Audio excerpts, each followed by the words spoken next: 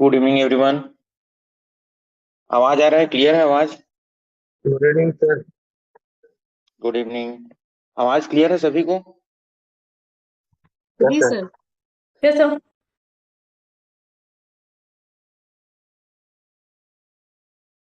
चलिए। तो कल हम लोग इतिहास में कहाँ तक पहुंच गए थे? कल तो मौसम खराब होने के कारण क्लास हमारा रुक गया था। चलिए, तो फिर वहीं से देखते हैं जहां से कल स्टार्ट किए थे। तो हम कल इतिहास का वर्गीकरण स्टार्ट किए थे, है ना। इतिहास को मुख्यतः हमने कितने भाग में बांटा था? 3 भाग में बांटा था। पहला क्या है आप लोगों का? ये प्रागैतिहासिक काल, दूसरा आद्य ऐतिहासिक काल और तीसरा ऐतिहासिक काल। 3 भाग में बांटा था।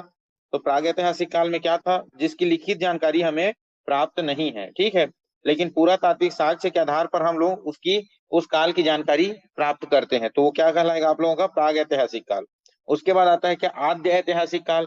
इसमें लिखित जानकारी तो है, लेकिन उसे हमने क्या किया है? पढ़ नहीं पाए हैं अभी तक, ठीक है। जैसे IVC, Indus Valley civilisation, Sindhu घाटी सभ्यता। सिंधु घाटी सभ्यता के जितने भी साक्ष्य हैं, जितने भी लिपि हैं, वो सब हमें प्राप्त हैं, लेकिन हम लोग उसको अभी तक पढ़ नहीं पाए हैं, ठीक है। और दूसरा, पुरातात्विक साक्ष्य के आधार पर हम लोग उसकी जानकारी प्राप्त कर चुके हैं, ठीक है। तो ये हो जाएगा आप लोगों का आद्य ऐतिहासिक काल में। फिर अगला तीसरा स्टेप है आपका ऐतिहासिक काल। ऐतिहासिक काल में क्या? जिसमें लिखित जानकारी तो अवेलेबल है और जिसे हम लोग पढ़ भी चुके हैं, लाइक महाजनपद काल हो गया, वैदिक काल के कुछ कुछ हो गए, ठीक है ना। उसके बाद हमारे ऐतिहासिक विवरण हो गए। मौर्य काल के समय का जो कौटिल्य का अर्थशास्त्र है वो इसमें आएगा आपका, ठीक है ना। रेन सांग जितना भी लिख के गया है यहाँ से आकर, वो सब इसमें आएगा, ठीक है। मुद्रा राक्षस लिखा गया है, बुक है ना, वो कहाँ पे आएगा? यहाँ पे आएगा।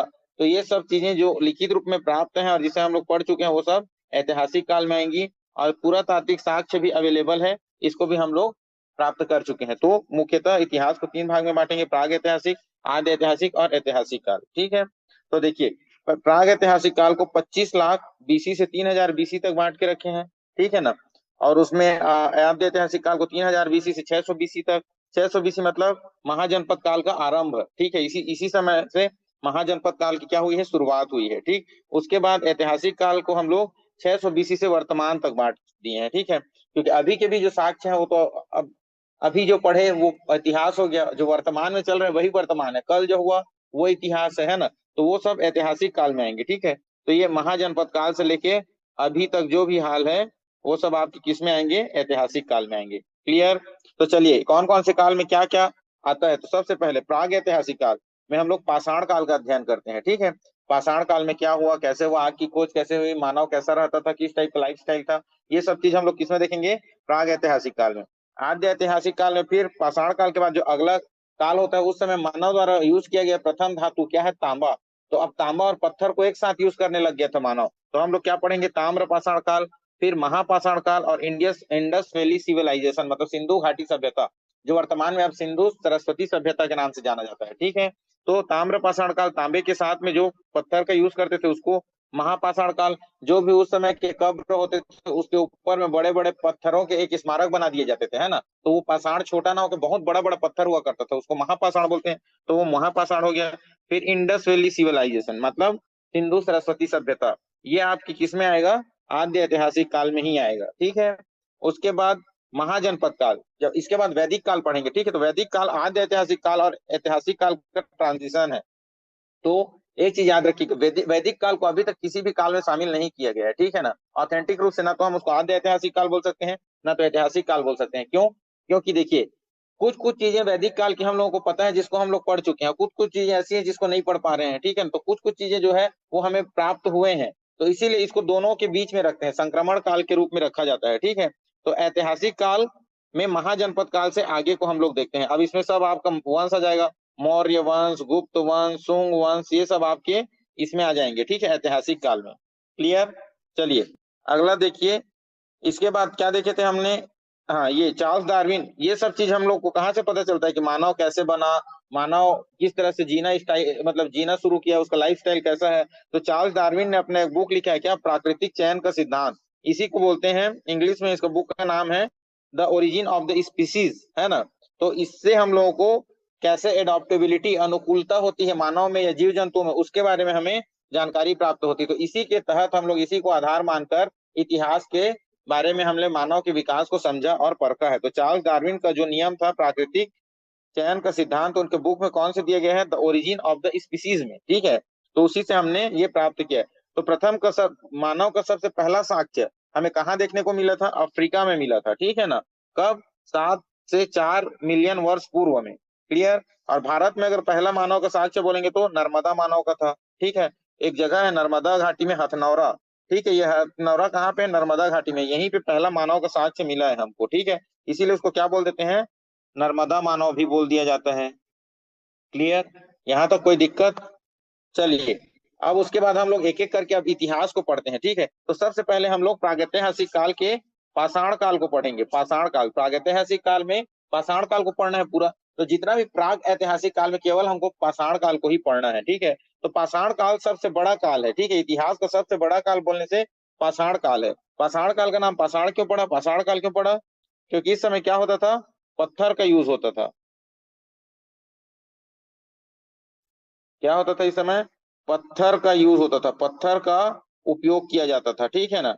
पत्थर का उपयोग किया जाता था, ठीक है। अब देखिए, इसी पत्थर के उपकरण के क्वालिटी के आधार पर हमने इस काल को 3 भाग में बांट दिया, पाषाण काल को।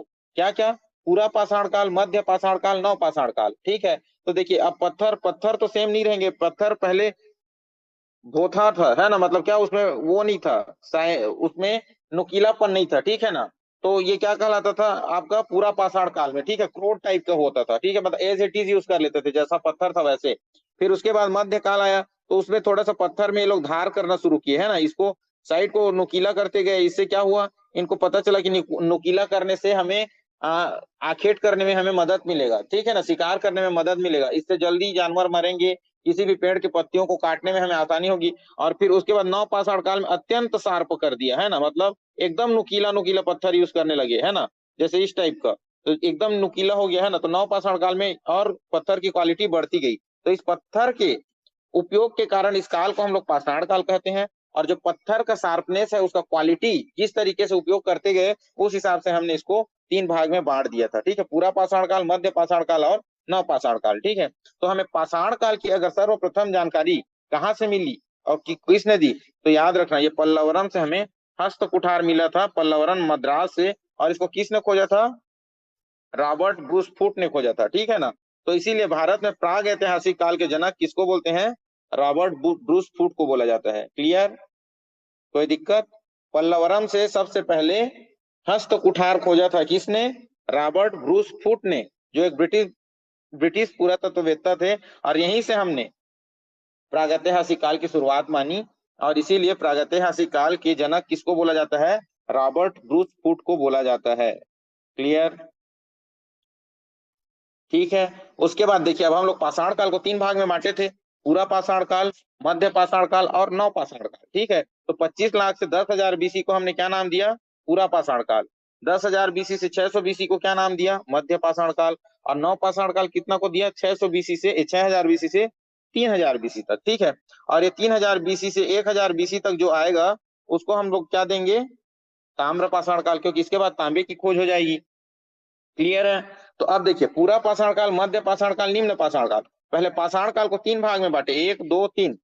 उसके बाद पुनः पुनः हम लोग पूरा पाषाण काल को फिर से 3 भाग में बांटेंगे। पहला क्या, निम्न पूरा पाषाण काल, फिर मध्य पूरा पाषाण काल, फिर उच्च पूरा पाषाण काल, ठीक है। क्योंकि देखिए, इसका खुद का टाइम पीरियड कितना बड़ा है, 25 लाख साल से लेकर 10,000 बिफोर क्राइस्ट तक है ना। तो इसको हम लोग और अध्ययन की दृष्टि से सुलभ बनाने के लिए पूरा पाषाण काल को फिर से 3 भाग में बांटे, निम्न पूरा पाषाण काल, मध्य पूरा पाषाण काल और उच्च पूरा पाषाण काल। क्लियर। तो यहाँ इसके बाद हमने पूरा पाषाण काल को पढ़ना स्टार्ट किया था यहाँ पे, ठीक है। कोई दिक्कत परेशानी यहाँ तक, कल यहीं तक किए थे, ठीक है। यहाँ तक कोई परेशानी है किसी को, क्योंकि ये कल मैं पढ़ा दिया था, इसीलिए शॉर्ट समरी की तरह मैं आगे बढ़ गया। तो सबसे पहले देखिए, पाषाण काल, सबसे पहले इतिहास को कितने भाग में बांटे, 3 भाग में बांटे। क्या क्या भाग में बांटे थे, प्राग ऐतिहासिक काल, आद्य ऐतिहासिक काल, ऐतिहासिक काल। उसके बाद प्राग ऐतिहासिक काल में क्या आया था, पाषाण काल। आद्य ऐतिहासिक काल में ताम्र पाषाण काल, महापाषाण काल और सिंधु सरस्वती सभ्यता। और ऐतिहासिक काल में महाजनपद काल से वर्तमान तक। फिर प्राग ऐतिहासिक काल को फिर किसमें बांटे थे हमने, प्राग ऐतिहासिक काल के अंतर्गत क्या था, पाषाण काल। पाषाण काल को फिर तीन भाग में बांट दिए थे, किसमें? पूरा पाषाण काल, मध्य पाषाण काल और नव पाषाण काल।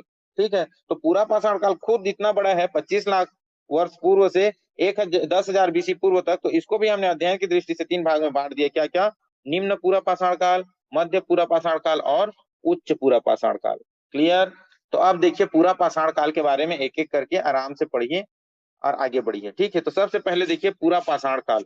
पूरा पाषाण काल को 25 लाख से 10,000 बीसी तक हमने इसको बांटा है। ये सन को याद मत कीजिएगा, ये कोई बहुत बड़ा चीज नहीं है। पूरा पाषाण काल में क्या क्या इवेंट हुआ था, क्या क्या चीज मिले हैं, कौन कौन सा जगह था, कौन कौन सी संस्कृति थी, मानव का लाइफस्टाइल कैसा था, यही हम लोग को जानना है। ये सन से कोई लेना देना नहीं, ये भी कोई ऑथेंटिक नहीं है। कोई कार्बन डेटिंग से अभी निकाल रहे हैं तो अभी फिर इसमें करेक्शन होते जा रहे हैं कुछ कुछ।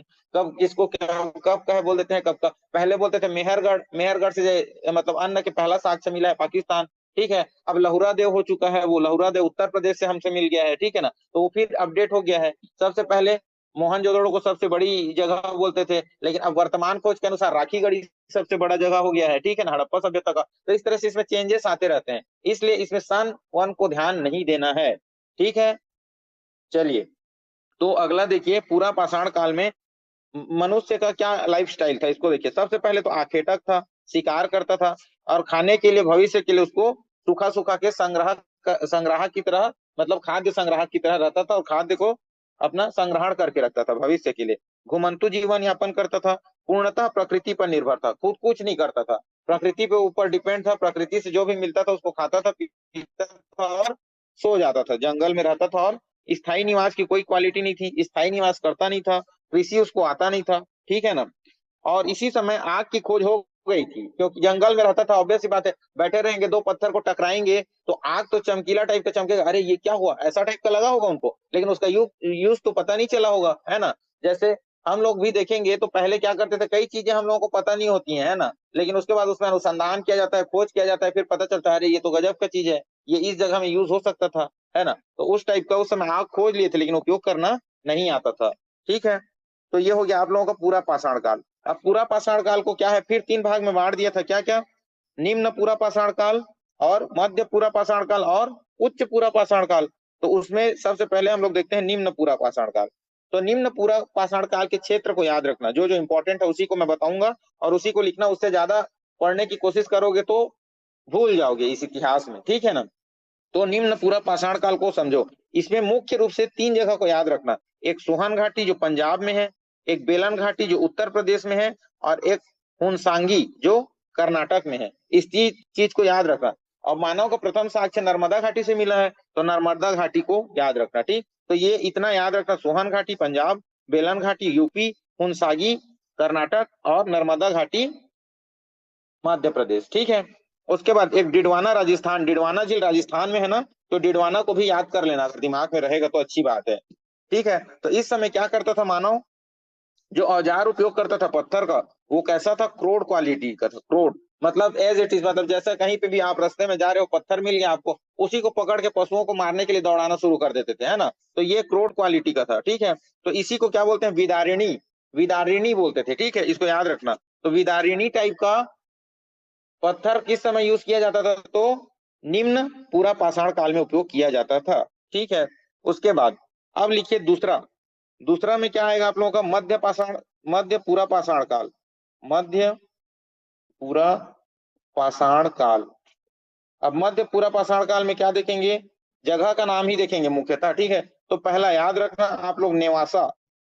ये नेवासा कहाँ है आपका, महाराष्ट्र में है।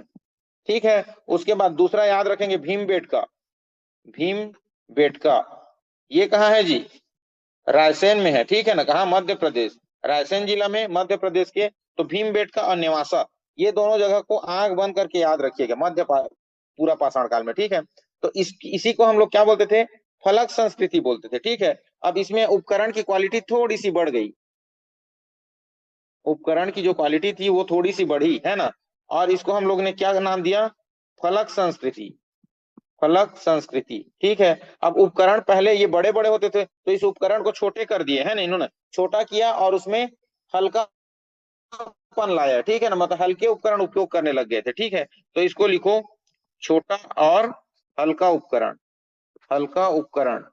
इस समय में उपयोग करना शुरू कर दिया था इन्होंने, ठीक है, क्लियर।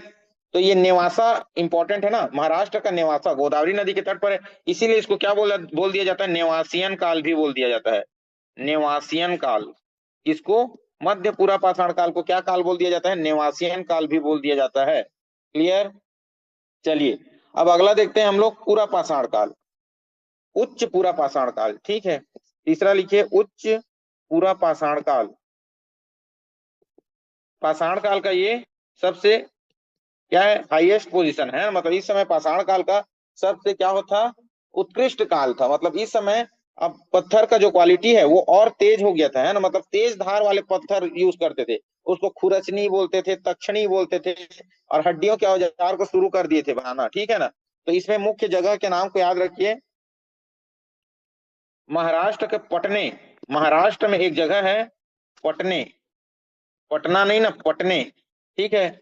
इस पटने में, ठीक है, क्या मिला था, शुतुरमुर्ग का अंडा भी मिला है, ठीक है, शुतुरमुर्ग का अंडा, इसका अवशेष मिला है, अंडा कहाँ से मिलेगा, शुतुरमुर्ग के अंडे का अवशेष मिला है, ठीक है। तो उच्च पाषाण काल में इसको याद रखिएगा, महाराष्ट्र का पटने। और एक ईसमपुर, एक जगह है ईसमपुर, ईसमपुर कहाँ है, कर्नाटक में है, ठीक है, इसको याद रखिएगा ईसमपुर को। और कुर्नूल, कुर्नूल कहाँ है, आंध्र प्रदेश में कुर्नूल, ठीक है, इसको याद रखिएगा।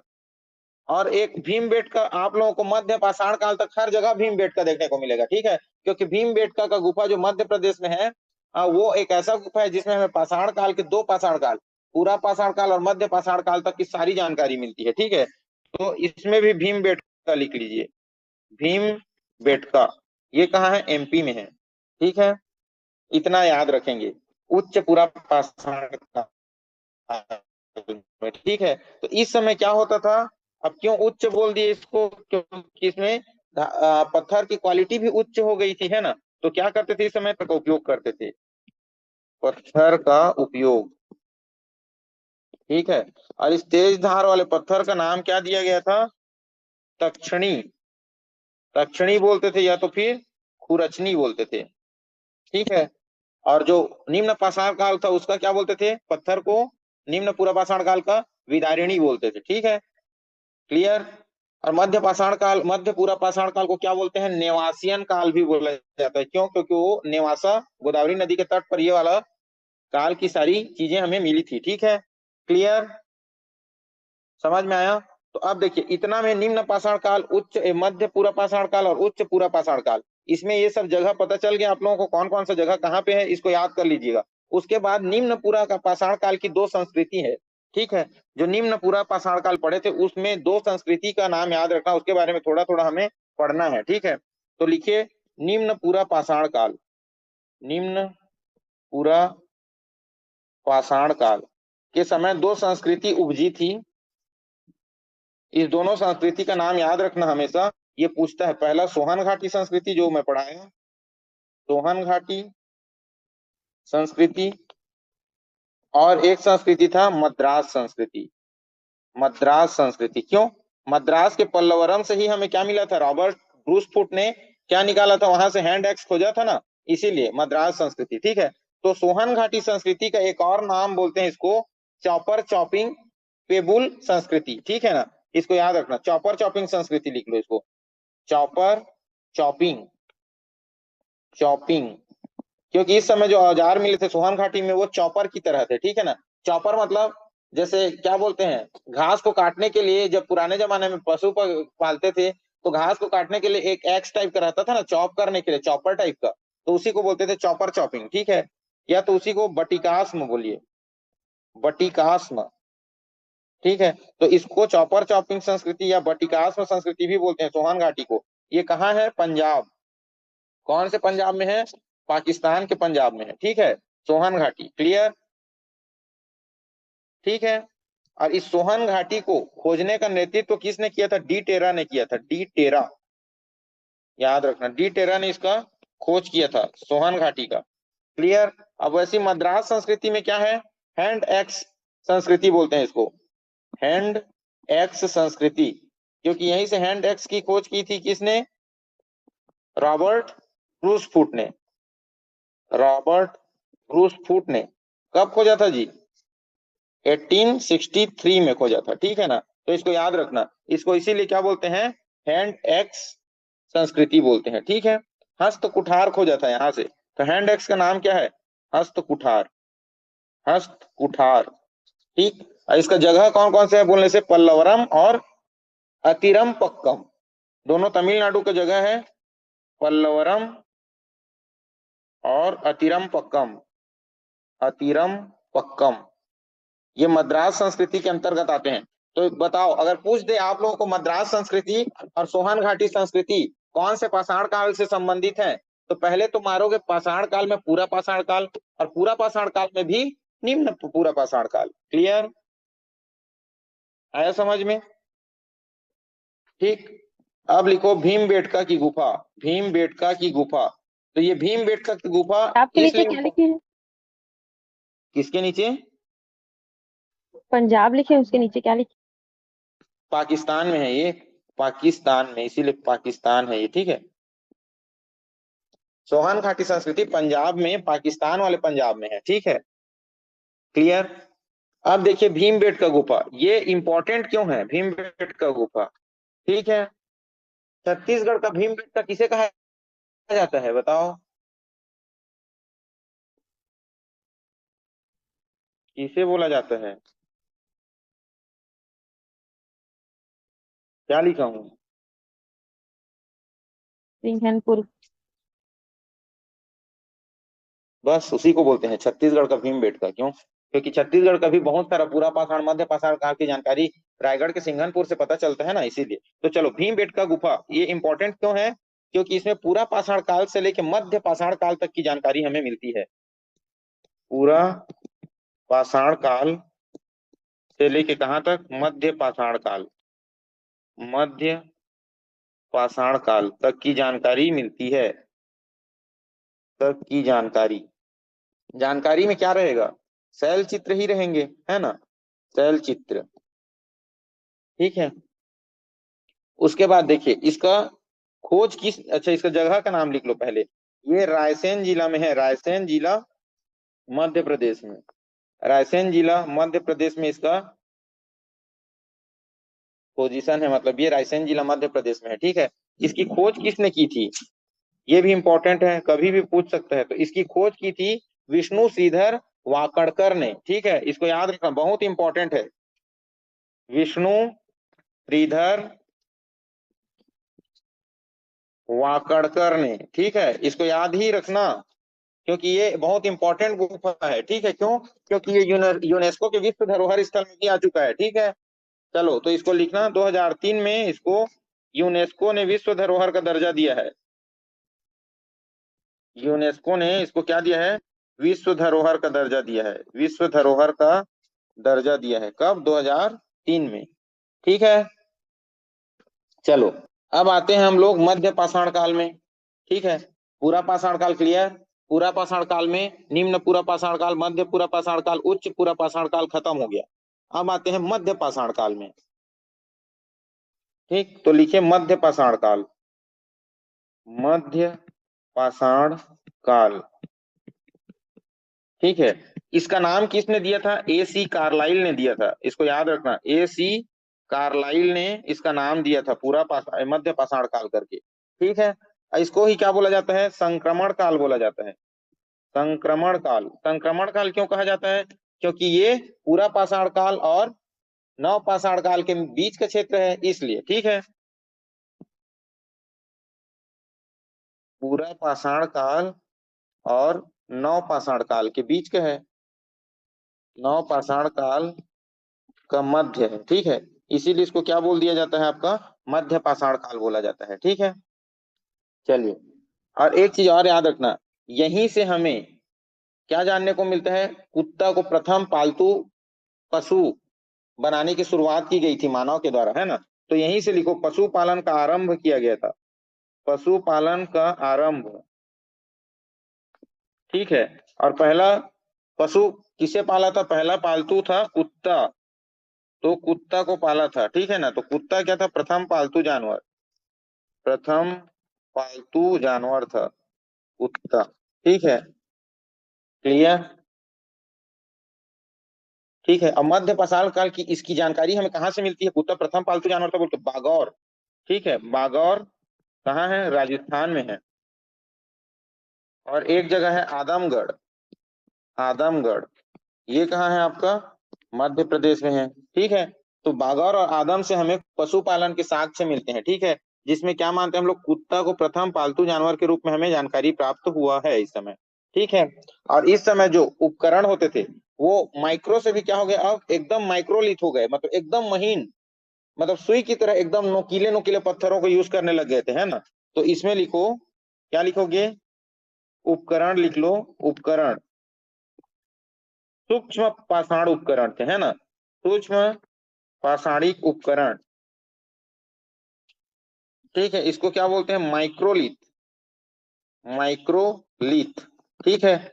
लिथोस मीन्स क्या होता है? पत्थर होता है ना? तो लिथ मतलब पत्थर, माइक्रो मतलब सूक्ष्म, तो माइक्रोलिथ मतलब सूक्ष्म पाषाणिक पत्थर। ठीक है, इसको यूज करते थे।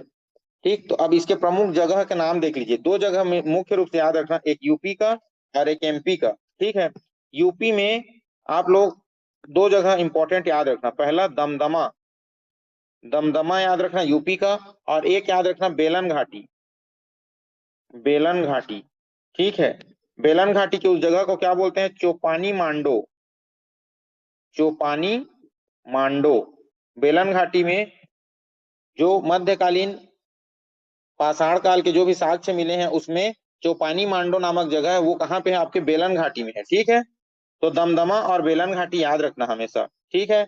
और इस दमदमा में क्या मिला था? तीन, एक कब्र में तीन मानव के कंकाल मिले थे। ठीक है, एक कब्र में तीन मानव कंकाल, तीन मानव कंकाल मिले थे दमदमा में। ठीक। अब मध्य प्रदेश में दो जगह याद रखना, एक तो भीमबेटका, भीमबेटका, और दूसरा याद रखना आदमगढ़, जहां से कुकुर पहुंचने का वो मिला है। ठीक है ना, जानकारी। ठीक है, मध्य प्रदेश और भीमबेटका मध्य प्रदेश का ही रायसेन जिला में है। ठीक है, तो ये दो जगह याद रखना, एक मध्य प्रदेश का, एक यूपी का। यूपी में दमदमा और बेलन घाटी, और एमपी में भीमबेटका और आदमगढ़। क्लियर? कोई दिक्कत, परेशानी, समस्या यहाँ तक? तो हम लोग क्या क्या पढ़ लिए? पाषाण काल पढ़ लिए, पाषाण काल में पूरा पाषाण काल पढ़ लिए, और मध्य पाषाण काल पढ़ लिए। अब अगला देखते हैं हम लोग नव पाषाण काल। ठीक है, चलिए तो टॉपिक मारिए नव पाषाण काल। नव पाषाण काल। ठीक है, मतलब पाषाण काल का सबसे उन्नत काल है ये। ठीक है ना, पाषाण काल का सबसे उन्नत काल है। यहाँ पे इंसान अब क्या शुरू कर दिया था? खेती करना शुरू कर दिया था, स्थायी निवास करना शुरू कर दिया था। ठीक है, तो चलिए इसका नाम किसने दिया था? नवपाषाण काल जॉन लुबाक ने दिया था। जॉन लुबाक, जॉन लुबाक ने इसका नाम दिया था, नामकरण किया था। ठीक है, नवपाषाण काल, जैसे मध्य पाषाण काल का एसी कार्लाइल ने किया था, ये सब याद रखिएगा। ठीक है ना, और नवपाषाण काल का जॉन लुबाक ने किया था। तो चलिए इस काल को गार्डनर चाइल्ड जो थे, है ना, वो भी एक पूरा तत्ववेत्ता थे, तो गार्डनर चाइल्ड ने नवपाषाण काल को और क्या नाम से बोला है? अन्न क्रांति का काल बोला है। ठीक है ना, अन्न क्रांति का काल कहा है, अन्न क्रांति का काल, क्योंकि इस समय अब मानव स्थायी निवास करना शुरू कर दिया था, कृषि का आरंभ कर दिया था, खाद्य संग्राहक से अब क्या बन गया था? खाद्य उत्पादक बन गया था, संग्रह करने वाले से अब खुद उत्पादन करने वाला बन गया था। ठीक है, तो इसको बोलने के कारण क्या क्या थे? तो चलिए पहला लिखिए, कृषि का आरंभ। इसी समय क्या हो गया कि कृषि का आरंभ हो गया। ठीक है, उसके बाद खाद्य संग्राहक से क्या बन गया? खाद्य उत्पादक बन गया, खाद्य संग्राहक से खाद्य उत्पादक बन गया। ठीक है ना, उसके बाद खाद्य उत्पादक बन गया तो हमें चावल के प्रथम साक्ष्य, मतलब अन्न के प्रथम साक्ष्य कहाँ से मिले? तो अब पहले मेहरगढ़ लिखते थे हम लोग, याद रखना, लेकिन अब नए रिसर्च से क्या हो गया है? वो लहुरा देव उत्तर प्रदेश हो गया है। ठीक है, तो लिखना प्रथम अन्न, ब्रैकेट में लिख लेना, चावल का मिला था ना, तो चावल का साक्ष्य कहाँ से मिला था? लहुरा देव से। लहुरा देव, ये कहाँ है? उत्तर प्रदेश में है लहुरा देव। क्लियर? ठीक है। अब उसके बाद लिखना अन्य जगहों में। अन्य में आप लोगों का अब आ जाएगा मेहरगढ़। मेहरगढ़ कहाँ है? पाकिस्तान में, बलूचिस्तान। ठीक है, तो मेहरगढ़ में आपको जौ और गेहूं के साक्ष्य मिलेंगे। ठीक है। और कोल्डी हवा, कोल्डी हवा उत्तर प्रदेश में ही है, कोल्डी हवा यूपी में ही है। यहाँ पे भी क्या मिला था? चावल के साक्ष्य मिले हैं कोल्डी हवा में। क्लियर है? ठीक। अब अगला लिखना है इसमें। और क्या सीख गया था मानव इस समय? आग का उपयोग सीख गया था, है ना? आग का उपयोग करना सीख गया था, उपयोग करना। ठीक। चलो, इस समय टोटल 8 प्रकार के अन्न का उत्पादन करता था मानव। ठीक है। क्या क्या? पहला तो जौ, फिर मक्का, फिर बाजरा, फिर जई, और गेहूं, और चावल, और एक क्या था? जौ, मक्का, बाजरा, जई, गेहूं, चावल, और मोटा चावल में क्या? मोटा अनाज में ज्वार। चलो, एक और बच गया था, ज्वार। तो टोटल 8 प्रकार के अन्न का उत्पादन करने लग गया था, है ना, नव पाषाण काल में। क्लियर? तो ये था नव पाषाण काल में मानव का लाइफस्टाइल, इस तरीके से जीना शुरू कर दिया था। ठीक है। उसके बाद कुछ इंपॉर्टेंट जगह यहाँ भी देख लो नव पाषाण काल में। ठीक। पहला देखो, बुर्ज होम। तो देखना, एक चीज याद रखना, बुर्ज होम में दो चीज याद रखना। पहला, बुर्ज होम लिख लो, बुर्ज होम। बुर्ज होम कहाँ है? जम्मू कश्मीर में। तो इसमें दो चीज याद रखना। एक, यहाँ पे मानव और कुत्ता को एक साथ दफनाने के साक्ष्य मिले हैं। मानव और कुत्ता को एक साथ दफनाने के साक्ष्य मिले हैं। एक साथ दफनाने के साक्ष्य मिले हैं, मतलब मानव और कुत्ता को एक साथ दफनाते थे। सोचो, इतना प्यारा हुआ करता था कुत्ता, उन लोगों का पालतू पशु होता था कि वो मरता था तो साथ में उसको भी मार देते थे और दफनाते थे, ताकि जहां भी वो पैदा हो तो कुत्ता भी उसके साथ में पैदा हो करके। ठीक है ना? ठीक। और यहीं पे बुर्ज होम में ही एक क्या मिला है? गर्त निवास मिला है, गर्त निवास। गर्त निवास मीन्स जमीन के नीचे गड्ढा बनाकर, सीढ़ी बना के जमीन के नीचे रहते थे। जैसे हम लोग अभी जमीन के ऊपर घर बनाते हैं ना, उस समय जमीन के नीचे घर बनाते थे वैसे। ठीक है। तो गर्त निवास का भी साक्ष्य कहाँ से मिला है आप लोगों को? बुर्ज होम से मिला है। ठीक है। क्लियर? एक जगह याद रखना, गुप्त कराल। गुप्त कराल ये भी कहाँ है? जम्मू कश्मीर में है, गुप्त कराल। गुप्त कराल में मानव के साथ बकरी को दफनाने का साक्ष्य मिला है, ये याद रखना। मानव के साथ बकरी, बकरी को दफनाने का साक्ष्य मिला है। ठीक है, इसको याद रखना।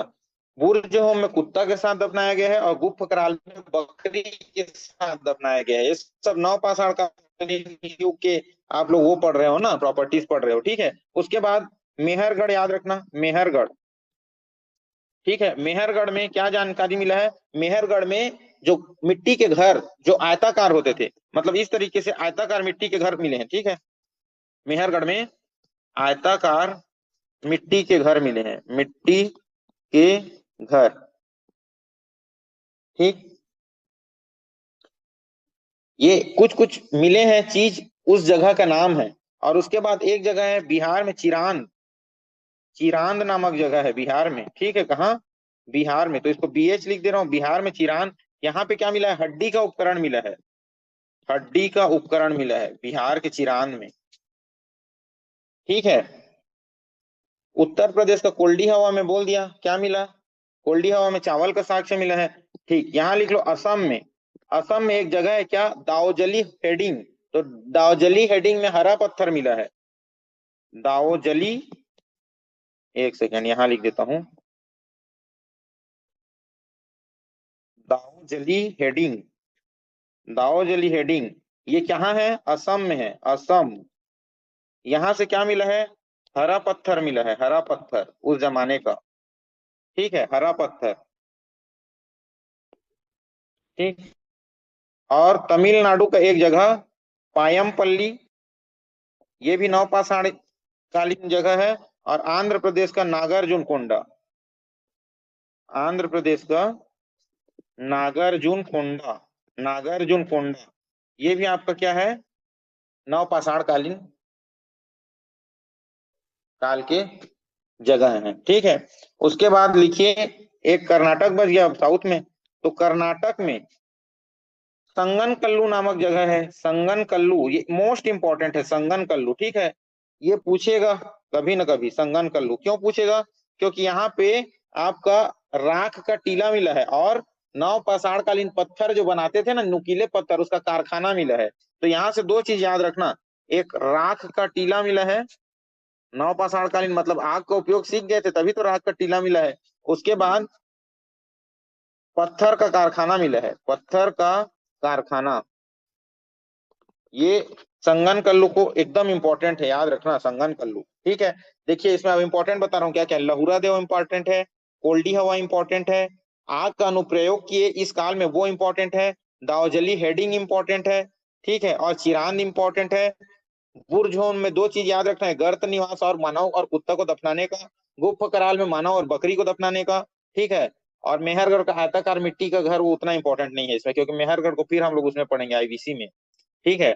और क्या, बस इतना इंपॉर्टेंट है, ठीक है ना। चिरान को भी याद रखना, चिरान में हड्डी का उपकरण मिला है, ठीक है।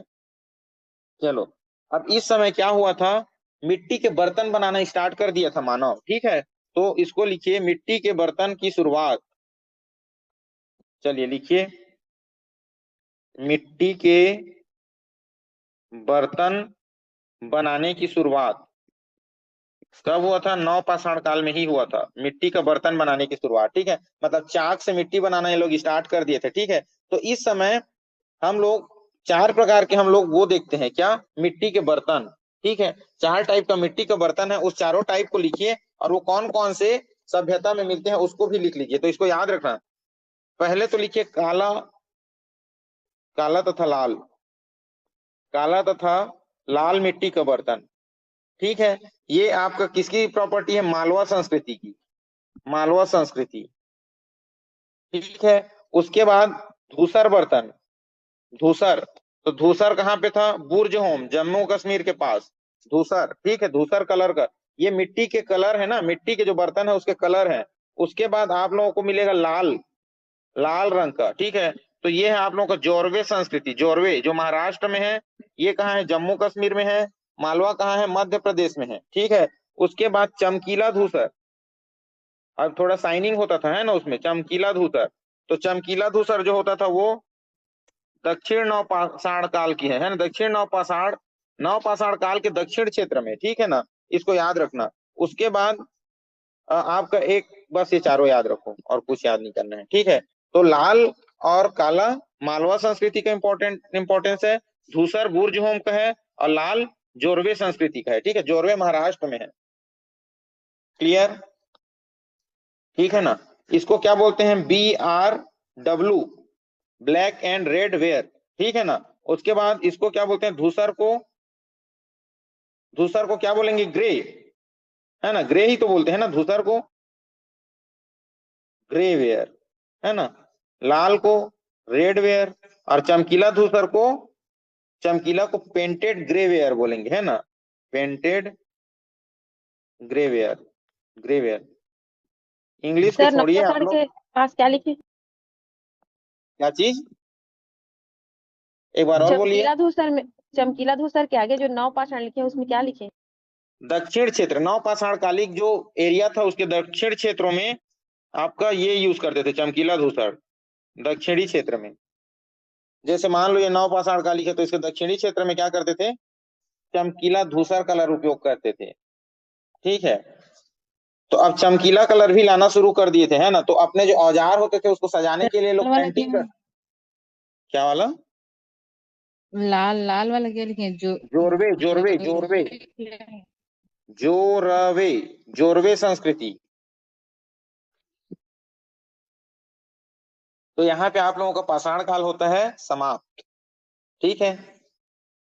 अब अगला हम लोग देखते हैं ताम्र पाषाण काल, जो आद्य ऐतिहासिक काल में आता है, ठीक है। चलिए, तो नेक्स्ट टॉपिक लिखिए, ताम्र पाषाण काल।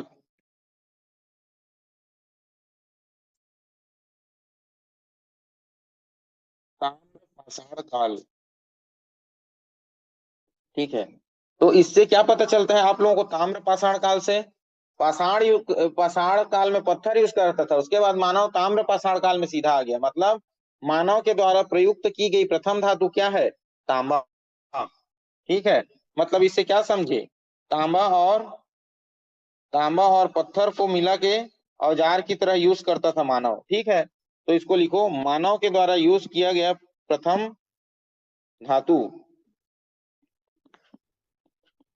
मानव के द्वारा उपयोग प्रथम धातु क्या हो जाएगा आप लोगों का? कॉपर। ठीक है ना, तांबा या तो फिर कॉपर। ठीक, तो इसको कौन सा युग बोलेंगे? कैल्कोलिथिक युग बोलेंगे, है ना, क्योंकि तांबा को ग्रीक में कैल्कोस बोलते हैं और पत्थर को लिथोस बोलते हैं। ठीक है, तो ताम्र पाषाण काल को इंग्लिश में कैल्कोलिथिक बोलेंगे। चलिए छोड़िए उसको, यहां तक लिखिए। ठीक है, अब इसी समय से ताम्र पाषाण काल के जस्ट स्टार्टिंग के बाद जब ये उत्तर ताम्र पाषाण काल आया, तब क्या हुआ? आपकी सिंधु घाटी सभ्यता पनपना स्टार्ट की थी, है ना। तो हम लोग क्या लिखेंगे इसको? ये ग्रामीण सभ्यता थी, ग्रामीण सभ्यता। ठीक है, जब ये स्टार्ट हुआ तो ये क्या था? ताम्र पाषाण काल स्टार्ट हुआ तो ये ग्रामीण सभ्यता थी, लेकिन जैसे जैसे हम लोग सिंधु घाटी सभ्यता तक पहुंचे तो इन्होंने विकास करते करते कहां तक पहुंच गया? अपने आप को नगरीय सभ्यता तक ले आया था। ठीक है ना, मतलब ये क्या हो गया? सिंधु घाटी सभ्यता के पहले का समय है, सिंधु घाटी सभ्यता के पूर्व का समय है ये। ठीक है, क्योंकि सिंधु घाटी सभ्यता में नगरीय सभ्यता हो गया था। ठीक है, इस समय मानव क्या करता था? जम के कृषि करता था और पशुपालन करता था मुख्य रूप से, है ना। तो अब पशुपालन भी करना शुरू कर दिया था, गाय बकरी बैल भैंस ये सब चीज पालना शुरू कर दिया था, है ना। तो इस ताम्र पाषाण काल में हम लोग को चार संस्कृति को याद रखना है बस। ताम्र पाषाण कालिक चार संस्कृति, इसको लिख लीजिए, ताम्र पाषाण काल की संस्कृति। इसमें हमें चार संस्कृति याद रखना है, 1 2 3 और 4। पहला जोरवे संस्कृति, पहला जोरवे संस्कृति याद रखना। दूसरा आहार संस्कृति, कई लोग इसको आहार बोलते हैं, कई लोग आहार बोलते हैं। ठीक है, आहार संस्कृति। और एक याद रखना कायथा संस्कृति, और एक याद रखना मालवा संस्कृति, मालवा संस्कृति। ठीक है,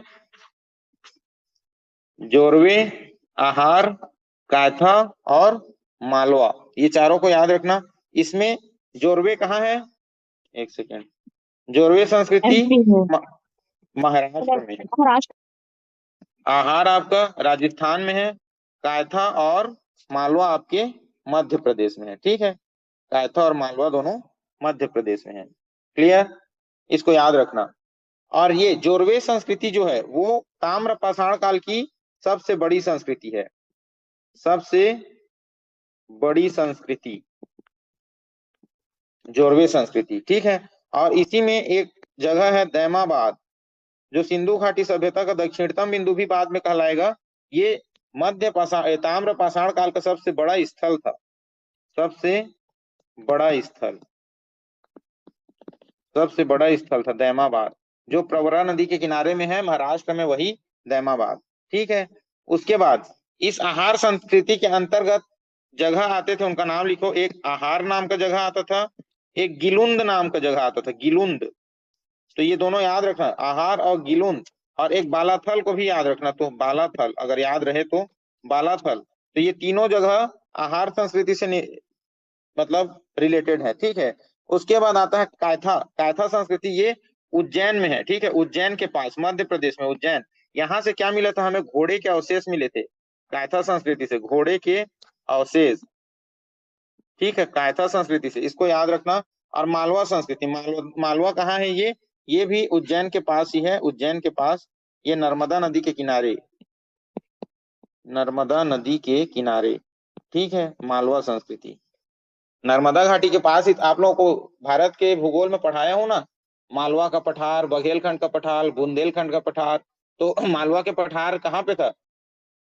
विंध्यान पर्वत के आसपास था, ऊपर में। तो वहां पे क्या सी नदी बहती है?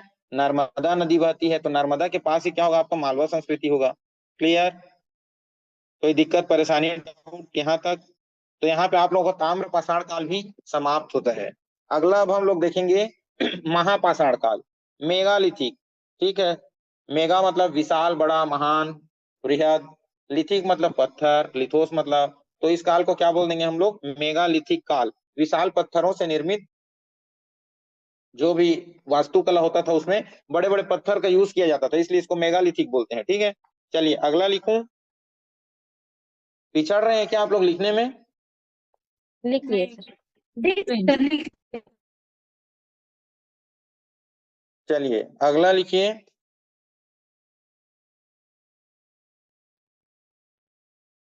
महापाषाण काल।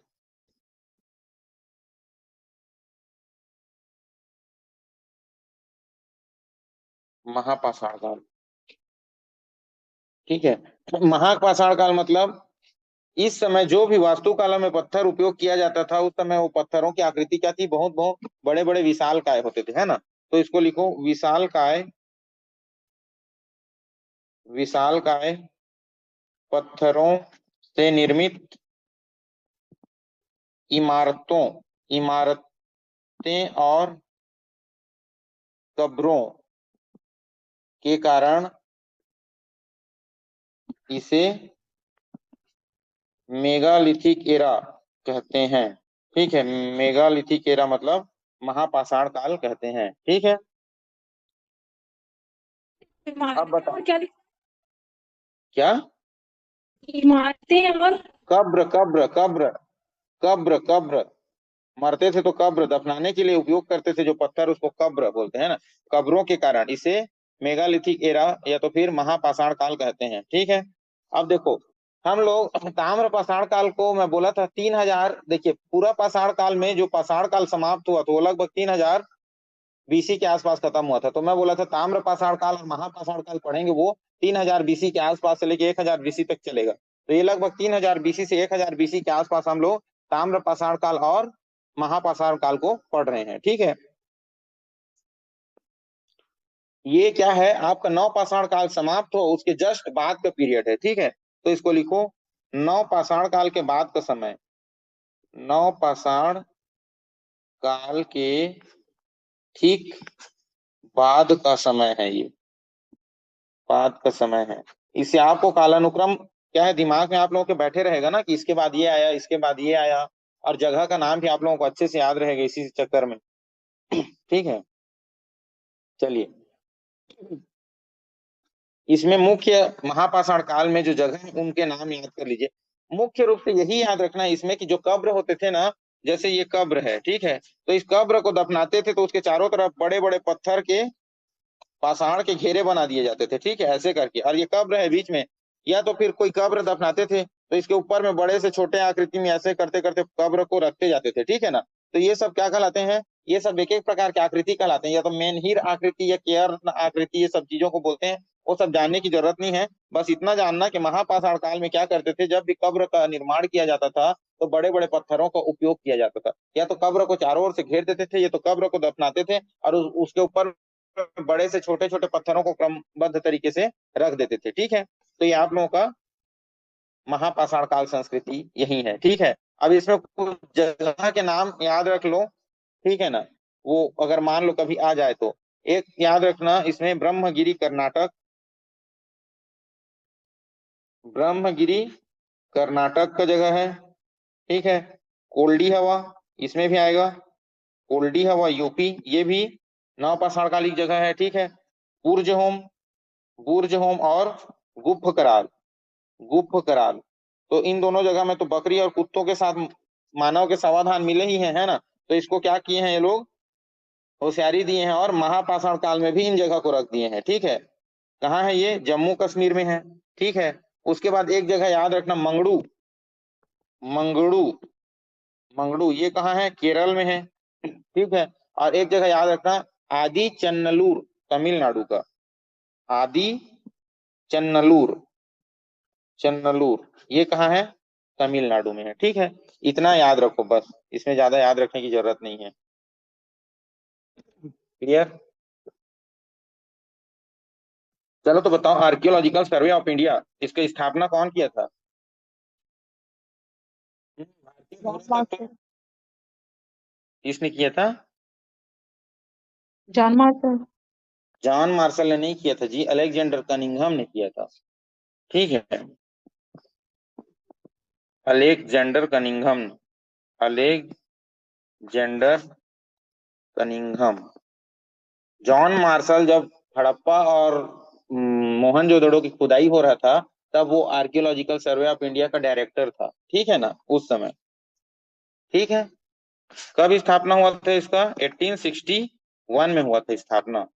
ठीक है, इसका हेडक्वार्टर कहाँ है? दिल्ली में है। ठीक, तो इसको याद रखना, भारतीय पुरातत्व सर्वेक्षण संस्थान, सर्वेक्षण संस्थान। यही जितना भी आपका खोज होता है, खुदाई होता है ना, पुरातत्व से संबंधित, तो यही सब काम कौन करता है? यही करता है। ठीक है, कौन से विभाग के अंतर्गत आएगा बताओ तो? अगर ये आर्कियोलॉजिकल सर्वे ऑफ इंडिया कौन से विभाग के अंतर्गत आएगा? मंत्रालय में संस्कृति मंत्रालय के अंतर्गत आएगा। ठीक है ना, ये क्लियर? चलो, अब अगला हम लोग पहुंचेंगे सिंधु घाटी सभ्यता, या तो फिर सिंधु सरस्वती सभ्यता, उसी को बोलते हैं। अभी वर्तमान में उसका नाम सिंधु सरस्वती सभ्यता हो चुका है। चलिए, तो अगला लिखिए, सिंधु सरस्वती सभ्यता। ठीक है, इंडस सरस्वती सिविलाइजेशन। घाटी को हटा दिया गया है ना, आईएससी हो गया है, पहले आईवीसी हुआ करता था, अब आईएससी हो गया है। ठीक, तो इसके बारे में क्या क्या है? सबसे पहले तो भारतीय उपमहाद्वीप जो है, भारतीय उपमहाद्वीप बोलते हैं ना भारत को, तो भारतीय उपमहाद्वीप की सबसे प्राचीनतम नगरीय सभ्यता है। ठीक है, क्योंकि वो सब क्या थे? ताम्र पाषाण काल, लौह पाषाण काल, ये सब पाषाण कालिक सभ्यता होती है, वो सब महापाषाण ग्रामीण सभ्यता थे। तो अब विकास करते करते अब ये कहाँ तक आ चुके थे? नगरीय सभ्यता तक। तो इसको लिखिए, भारत की प्रथम नगरीय सभ्यता।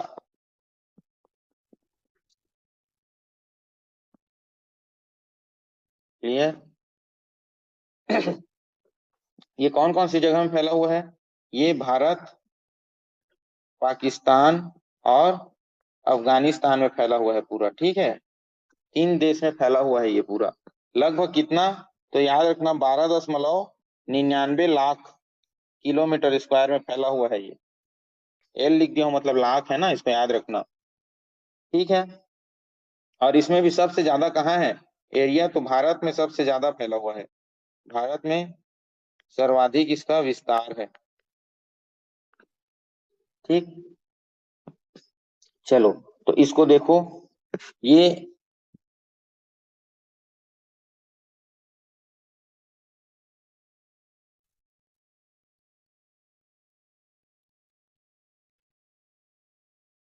ठीक है, ये भारत है। भारत में यहाँ पे क्या है आप लोगों का? जम्मू कश्मीर का मांडा। ठीक है ना, यहाँ पे क्या है? जम्मू कश्मीर में एक जगह है मांडा, जो चिनाब नदी के तट पर है। ठीक है, यहाँ पे क्या है? बलूचिस्तान में सुत्का गैंडोर। ठीक है, यहाँ पे क्या है? महाराष्ट्र में दैमाबाद, जो प्रवरा नदी के तट पर है। और यहाँ पे है उत्तर प्रदेश में आलमगीरपुर, ये यहाँ पे आलमगीरपुर। ठीक है, ये 4 जगह है। यहाँ यहाँ तो इसको ऐसे करके लिखो, पहले ऊपर वाले को लिख रहा हूँ ना, उत्तर वाले को याद रखना। ये ऊपर वाला है मांडा। मांडा कहाँ है? जम्मू कश्मीर में है मांडा। किसके तट पर है? चिनाब नदी के तट पर है। ठीक है, उसके बाद ये पूर्व वाला लिख रहा हूँ, आलमगीरपुर। आलमगीरपुर ये कहाँ है? उत्तर प्रदेश में। कहाँ पे? हिंडन नदी के तट पर, हिंडन नदी के तट पर। ठीक, नीचे में है क्या? दैमाबाद। ताम्रपाषाणी काल का सबसे बड़ा जगह था ना ये, दैमाबाद। ठीक है, ये कहाँ पे है? प्रवरा नदी के तट पर है, प्रवरा नदी के तट पर। कहाँ पे है ये? महाराष्ट्र में है। और पूर्व में देखेंगे हम लोग, तो इसको बोलते हैं सुत्का गेंडोर, सुत्का गेंडोर। ये कहाँ है? बलूचिस्तान में है, बलूचिस्तान में, पाकिस्तान का सबसे पूर्वी भाग, ठीक है। और ये कौन से नदी के किनारे है? तो दास का नदी, दास का नदी के किनारे है, दास का नदी, ठीक है। तो अब इसको हम लोग मिलाते हैं तो देखना कैसा मिलेगा, इस टाइप का मिलेगा। ये ऐसा मिलता है, ऐसा समझ लो। ये वाला पूरा एरिया आपका क्या है? सिंधु घाटी सभ्यता का, ठीक है। तो एक समोसा की तरह दिख रहा है कि नहीं दिख रहा है ये? इस टाइप का दिख रहा है ना, ऐसा करके। तो ये कैसा है? इसकी आकृति त्रिभुजाकार है, ठीक है। ये किस तरीके से फैला हुआ है? त्रिभुजाकार क्षेत्र में फैला हुआ है, त्रिभुजाकार क्षेत्र में फैला हुआ है, क्षेत्र में विस्तार। आया समझ में? कहाँ है? मांडा जम्मू कश्मीर, दैमाबाद महाराष्ट्र, आलमगीरपुर यूपी और तुर्का गंडोर बलूचिस्तान में है, ठीक है। तो ये इसके उत्तरी दक्षिणी पूर्वी पश्चिमी बिंदु को पूछ देगा, जैसे भारत का भूगोल में भारत का पूछता है वैसे, ठीक है। और अगर इसमें फिर उसी तरीके से मैं बोलूं उत्तर से दक्षिण और पूरब से पश्चिम की लंबाई कितना है, तो कैसे करोगे? बताओगे कैसे करोगे, है ना? उत्तर से दक्षिण और पूरब से पश्चिम की लंबाई बोले तो उत्तर से दक्षिण कम है ना, 1400 किलोमीटर। और पूरब से पश्चिम कितना है? 1600 किलोमीटर, 1600 किलोमीटर इसका लंबाई है, ठीक है। इसको याद रखना, उत्तर से दक्षिण 1400 और पूरब से पश्चिम 1600 किलोमीटर है। इतने एरिया में ये पूर्ण रूप से फैला हुआ है आपका, ठीक। तो ये कैसी सभ्यता है? कौन से काल के अंतर्गत आएगा ये? आद्य ऐतिहासिक काल में आएगा कि नहीं आएगा? आद्य ऐतिहासिक काल पहले ही बता चुका हूं मैं आप लोगों को, ठीक है ना। ये आद्य ऐतिहासिक काल में आएगा। अब हम लोग क्या कर लिए हैं? ताम्र पाषाण युग में पहुंच चुके थे ना, ताम्र पाषाण युग। उसके बाद महापाषाण पढ़ लिए। तो इन्होंने टीन का भी खोज कर लिया था इस समय में, ठीक है। तो अब ये लोग क्या करने लगे? कांस्य का निर्माण करने लगे, कांस्य, है ना। तो कांस्य का निर्माण करने लगे तो ये क्या कहलाएगा आपका? कांस्य युगीन सभ्यता, ठीक है। तो कांस्य का निर्माण कैसे होता है? टीन के साथ में क्या मिलाते हैं? कॉपर को मिलाते हैं ना। तो कॉपर और टीन मिलके क्या बनता है? कांस्य बनता है। एसएन मतलब टीन, स्टेनम बोलते हैं, ठीक है ना। ठीक, तो टीन को मिला के कॉपर के साथ इन्होंने क्या कर लिया? कांस्य युगीन सभ्यता का निर्माण कर लिया, ठीक है ना। एक मिश्रित धातु कांस्य का निर्माण कर लिया था, ठीक है।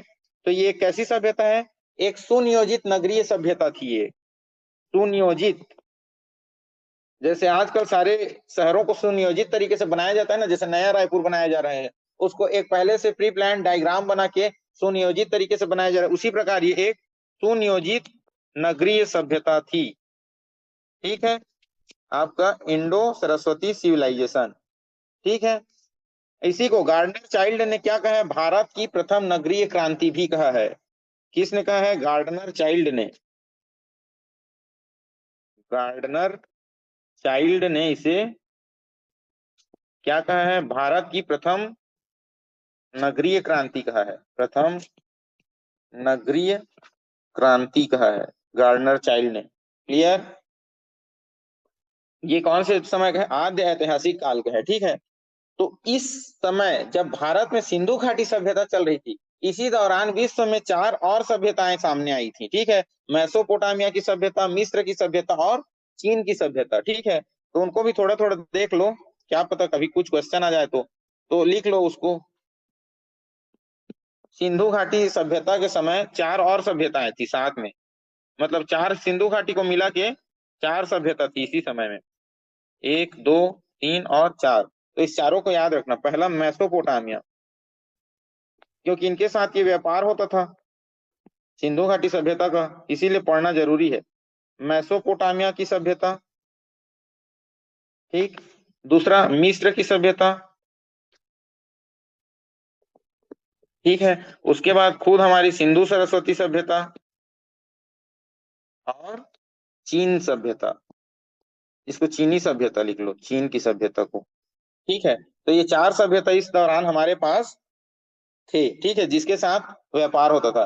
तो चलिए इसको भी याद रख लो। तो मेसोपोटामिया कौन से नदी के किनारे था? मेसोपोटामिया की सभ्यता, इसको टाइग्रिस बोलते थे ना, टाइग्रिस नदी के किनारे, टाइग्रिस नदी।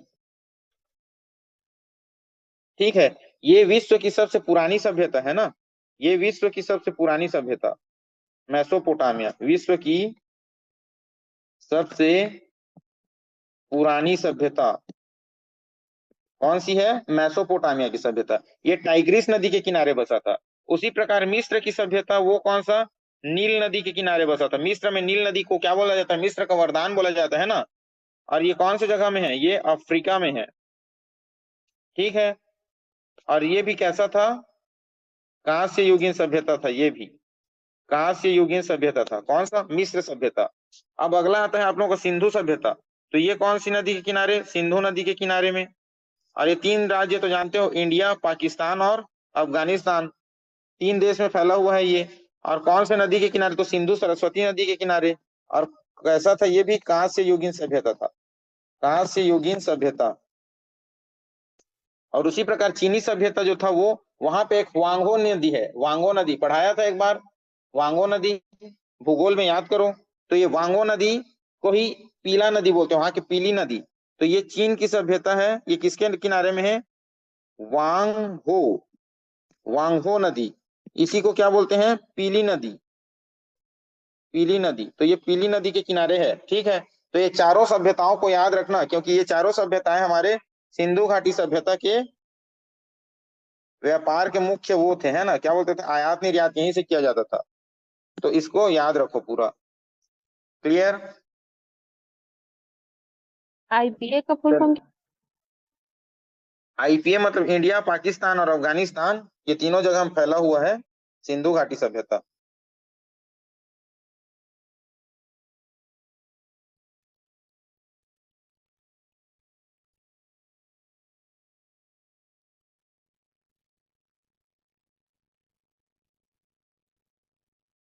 क्लियर? ये चीन में है, ये इंडिया, पाकिस्तान और अफगानिस्तान में है, ये अफ्रीका में था। मेसोपोटामिया, चलो बताओ मेसोपोटामिया कहाँ है? कहाँ है? टाइग्रिस नदी कहाँ की प्रमुख नदी है? इराक का है ना। तो ये इराक क्षेत्र में फैला हुआ था, इराक। ठीक है, इसी नदी को दजला फरात बोलते हैं, याद है? दजला फरात, दजला फरात नदी, टाइग्रिस को ही। तो कभी दजला फरात दे देगा तो भूल मत जाना, टाइग्रिस नदी को ही दजला फरात बोलते हैं। ठीक है, क्लियर? चलिए, अब देखते हैं इज्जत से सिंधु घाटी सभ्यता को।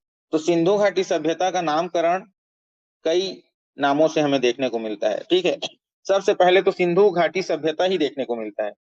क्या नाम देखने को मिलता है? सिंधु घाटी सभ्यता, सिंधु घाटी सभ्यता। अब सिंधु सरस्वती सभ्यता हो गया है ना। क्यों? क्योंकि सिंधु नदी और सरस्वती नदी के किनारे ये सभ्यता उत्पन्न हुआ था। ठीक है, तो इस समय जब इसका खोज हो रहा था, तो इस समय एएसआई मतलब आर्कियोलॉजिकल सर्वे ऑफ इंडिया के महानिदेशक कौन थे? जॉन मार्शल थे। तो इन्होंने ही इसका नाम दिया था क्या? सिंधु घाटी सभ्यता, क्योंकि यहाँ पे इस नदी के किनारे था। दूसरा दूसरा नाम दिए हड़प्पा सभ्यता। तो हड़प्पा नाम देने का कारण क्या था? कहीं भी कोई भी खोज होता है तो पहले जिस जगह का नाम, जगह को खोजा जाता है, उस जगह के नाम से पूरा सभ्यता को बोल दिया जाता है ना। तो सबसे पहले प्रथम उत्खनित स्थान था ये, प्रथम उत्खनित स्थान, प्रथम उत्खनित स्थान, प्रथम उत्खनित स्थान था। ठीक है, कब खोजी थी इसको जी? 1921 में। किसने खोजा था? धर्म साहब। दयाराम साहनी ने खोजा था। आगे फिर देखेंगे इसको। हाँ, तीसरा लिखो मेहुला, मेहुला सभ्यता भी बोलते हैं, मेहुला। क्यों? क्योंकि मेसोपोटामिया के लोग, और मेसोपोटामिया में जितने भी हम लोगों को यहाँ के साहित्य रचना मिले हैं, इसमें वो लोग सिंधु घाटी सभ्यता के लोगों को मेहुला करके पुकारते थे। ठीक है, तो लिखो मेसोपोटामिया के लोग इंडस वैली सिविलाइजेशन के लोगों को मेहुला के नाम से पुकारते थे, मेहुला के नाम से पुकारते थे। That's right. ठीक है, और क्या, देखो इसको वृहद सभ्यता बोलते हैं, वृहद सभ्यता। क्यों? क्योंकि जितने भी ये चार सभ्यता देखे थे हम लोग, चार सभ्यताओं में सबसे बड़ा है ये, चार सभ्यताओं में सबसे बड़ा करके लिख लो, इसलिए इसको वृहद सभ्यता भी बोलते हैं। ठीक है, क्लियर? चलिए अब इसमें इंपॉर्टेंट चीज देखते हैं हम लोग। सबसे पहले 1921 में क्या हुआ था? राय बहादुर दयाराम साहनी ने 1921 में कौन सा जगह खोजा था? हड़प्पा नामक जगह को खोज किया था, इसीलिए इसका नाम क्या पड़ा आपका? हड़प्पा सभ्यता पड़ा। उसके जस्ट बाद 1922 में कौन आए? राखल दास बनर्जी। ठीक है, राखल दास बनर्जी, इन्होंने एक और शहर खोज दिया। कौन सा? मोहनजोदाड़ो, मोहनजोदाड़ो। ठीक है, तो इन्होंने भी ये खोज दिया। तो ये दोनों यहाँ के बड़े बड़े शहर थे। ठीक है ना, यहाँ पे बहुत सारी चीजों का इन लोगों को विस्तार और देखने को मिला, बहुत सारी चीजें, तो जिस कारण से इसको हड़प्पा सभ्यता कहते हैं। उसके बाद यहाँ पे इंटरेस्ट आया लोगों का। ठीक है कि सबसे पहले तो ये हादसा हुआ था कि रेलवे के लिए पटरी बिछा रहे थे। ठीक है ना, कौन? चार्ल्स मैनसन लोग। ठीक है, उस समय रेलवे का अधिकारी हुआ करता था वो। तो उस समय ईंट की जरूरत पड़ रही थी। वो अब उस समय क्या बोलते हैं, पटरी को लगाने के लिए ईंट को जरूरत पड़ रही थी। तो वहां पे एक जगह मिला जहां पे लगातार खोद रहे थे, तो वहां पे लगातार ईंट निकल रहे थे। तो वो ईंट तो अभी का नहीं लगा उन लोगों को, बहुत पुराना लगा। तो उसके बाद उस ईंट का उपयोग कर रहे थे। तो वहां पे चार्ल्स मैनसन ने देखा यहाँ पे इतना सारा ईंट है, मतलब पक्का यहाँ पे कुछ ना कुछ घर या कुछ रहा होगा एक जमाने में। तो उसी समय वहां पे उसको डाइवर्ट कर दिए वो लोग, जो रेलवे रूट बना रहे थे उसको, उस जगह को छोड़ दिए। फिर उसके बाद इसकी जानकारी उसने किसको दिया?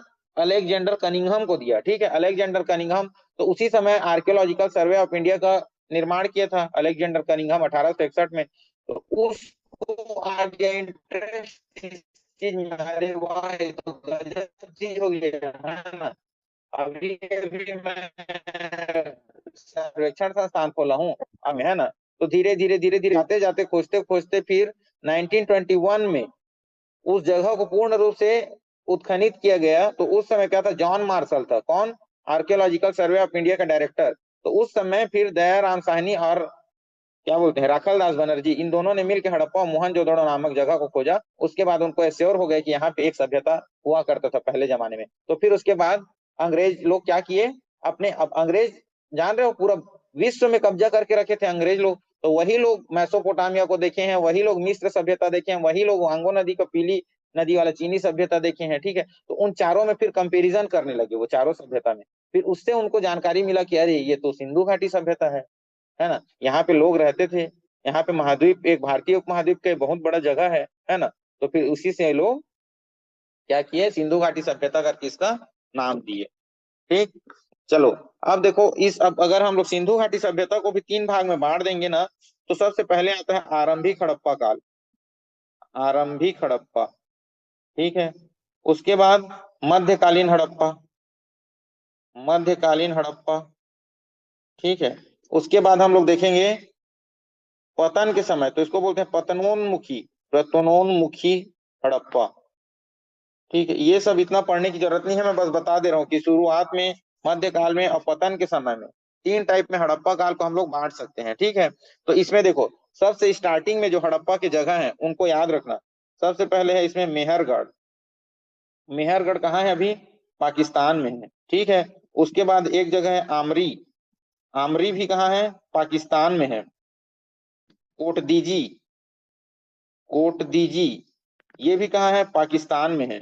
ठीक है, उसके बाद है एक सोथी सिसवाल, सोथी सिसवाल ये हरियाणा में है। सोथी सिसवाल कहाँ है? हरियाणा में है। यहाँ पे एक अलग से संस्कृति ही उपज गई थी, है ना।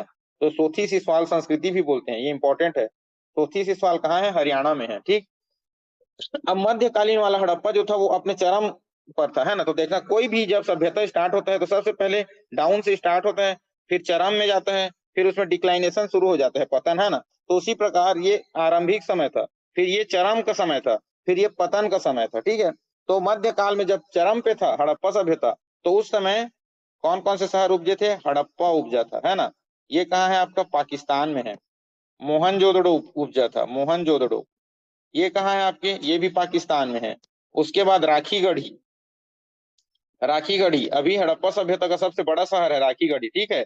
ये कहाँ है, हरियाणा में है। और लोथल, ये उस समय का बंदरगाह था, ठीक था ना, बंदरगाह गोदीवाड़ा बोलते हैं जिसको, है ना। तो ये लोथल, मनके बनाने के कारखाने थे, अग्नि के साक्ष्य मिले हैं, कुंड के साक्ष्य मिले हैं। और यहाँ पे क्या है आपका, गोदीवाड़ा का साक्ष्य मिला है। ये सब मध्यकालीन हड़प्पा के जगह है। मतलब जितने भी अच्छे अच्छे जगह हैं वो मध्यकाल के हैं, ठीक है। उसके बाद अगला देखो, दैमाबाद, अंत समय का समय, है ना। दैमाबाद ये कहाँ है, महाराष्ट्र में है। क्लियर। उसके बाद रंगपुर, ठीक है। रंगपुर कहाँ है, रंगपुर कहाँ है, गुजरात में है।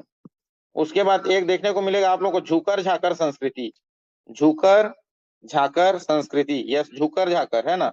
ये जगह कहाँ पे है, पाकिस्तान में है, सिंध में, पाकिस्तान के सिंध में है, ठीक है। तो ये पतन के समय के जगह हैं तीनों, ठीक। तो इसको याद रखना, ठीक है। आया समझ में। हम लोग हड़प्पा सभ्यता को भी तीन भाग में बांट सकते हैं, आरंभिक समय, मध्यकालीन या पतनोन्मुखी। तो हम लोग इसको परिपक्व काल भी बोल सकते हैं ना, मध्यकाल को परिपक्व काल, परिपक्व काल भी बोल सकते हैं, ठीक है। अब इससे संबंधित कुछ कुछ जानकारियां लिख लो। पहला आप लोग लिखिए,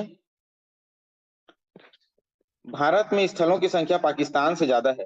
भारत में आईएससी के स्थलों की संख्या पाकिस्तान से ज्यादा है, इज ग्रेटर देन पाकिस्तान में स्थान, है ना, पाकिस्तान से ज्यादा है, ठीक है। और सर्वाधिक कहाँ है बोलने से, गुजरात में है, सर्वाधिक स्थान गुजरात में है, ठीक है। अब देखिए, लगातार उत्खनन हो रहा था, फिर 1947 में हमारा भारत क्या हो गया, आजाद हो गया। तो आजादी के बाद, अगर आजादी के बाद प्रथम उत्खनित जगह बोले तो रोपड़ याद रखना, ठीक है। तो लिखो, स्वतंत्रता उपरांत प्रथम उत्खनित स्थान, ये याद रखना, ये है आपका रोपड़। रोपड़ कहाँ है, पंजाब में है। और इसको खोदा किसने था, मतलब किसके डायरेक्शन में खुदाई हुआ था, Y D Sharma, means Yagyadatt Sharma, ठीक है। इसको याद रखना, Y D Sharma, Ropar. Clear. चलिए, एक और नोट करके लिखिए, एक जगह है क्या आप लोगों का, धौलावीरा, धौलावीरा, धौलावीरा कहाँ है, गुजरात में है। ये एकमात्र ऐसा स्थल है जो विश्व विरासत की सूची में है, ठीक है। मतलब हड़प्पा कालीन एकमात्र जगह जो विश्व विरासत की सूची में है वो है धौलावीरा। कब इसको जोड़ा गया था, 2021 में, 2021 में इसे यूनेस्को ने विश्व विरासत स्थल का दर्जा दिया है, विश्व विरासत स्थल का दर्जा दिया है, का दर्जा दिया है ना। ये क्या है, एकमात्र हड़प्पा कालीन जगह है ना, जिसको दर्जा मिला है इसका, एकमात्र हड़प्पा कालीन स्थान है। इसका खोज किसने किया था, मतलब इसका खुदाई किसके डायरेक्शन में हुआ था, तो जगपति जोशी, जगपति ज्योति के डायरेक्शन में इसकी खुदाई हुआ था, ठीक है। क्लियर।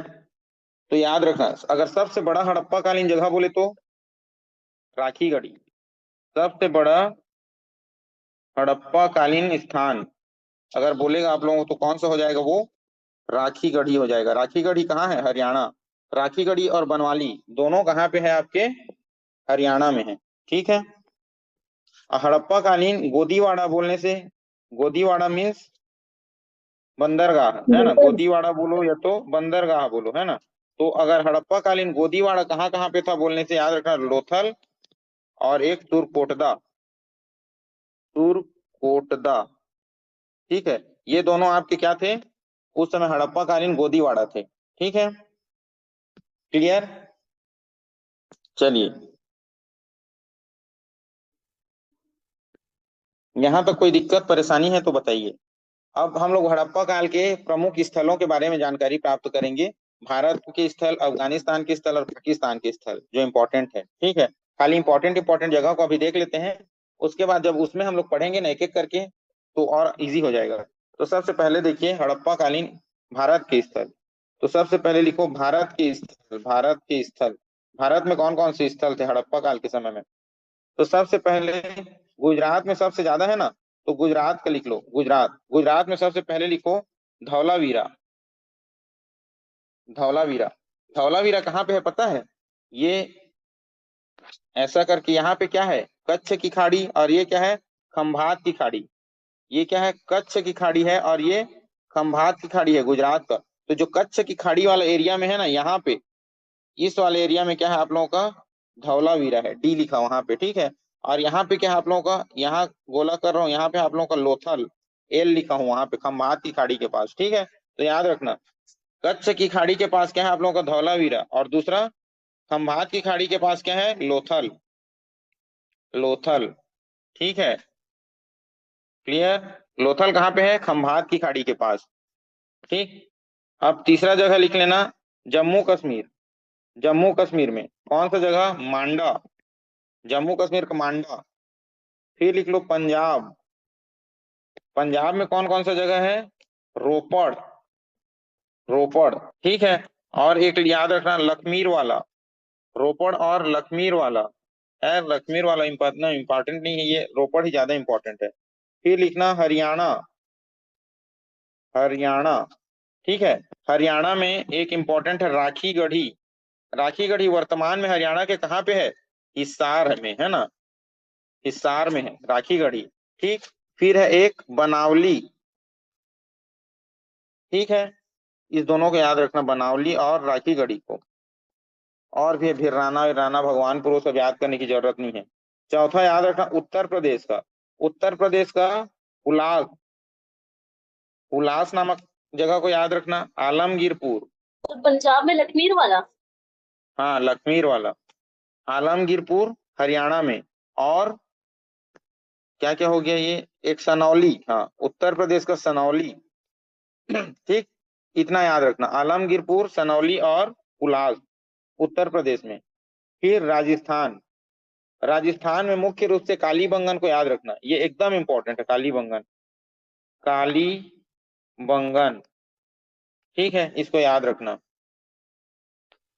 और एक गणेश्वर करके याद रखना, गणेश्वर, कालीबंगन और गणेश्वर ये दोनों इंपॉर्टेंट है राजस्थान का, ठीक। और महाराष्ट्र, महाराष्ट्र में एक दैमाबाद, ठीक है, दैमाबाद को याद रखना।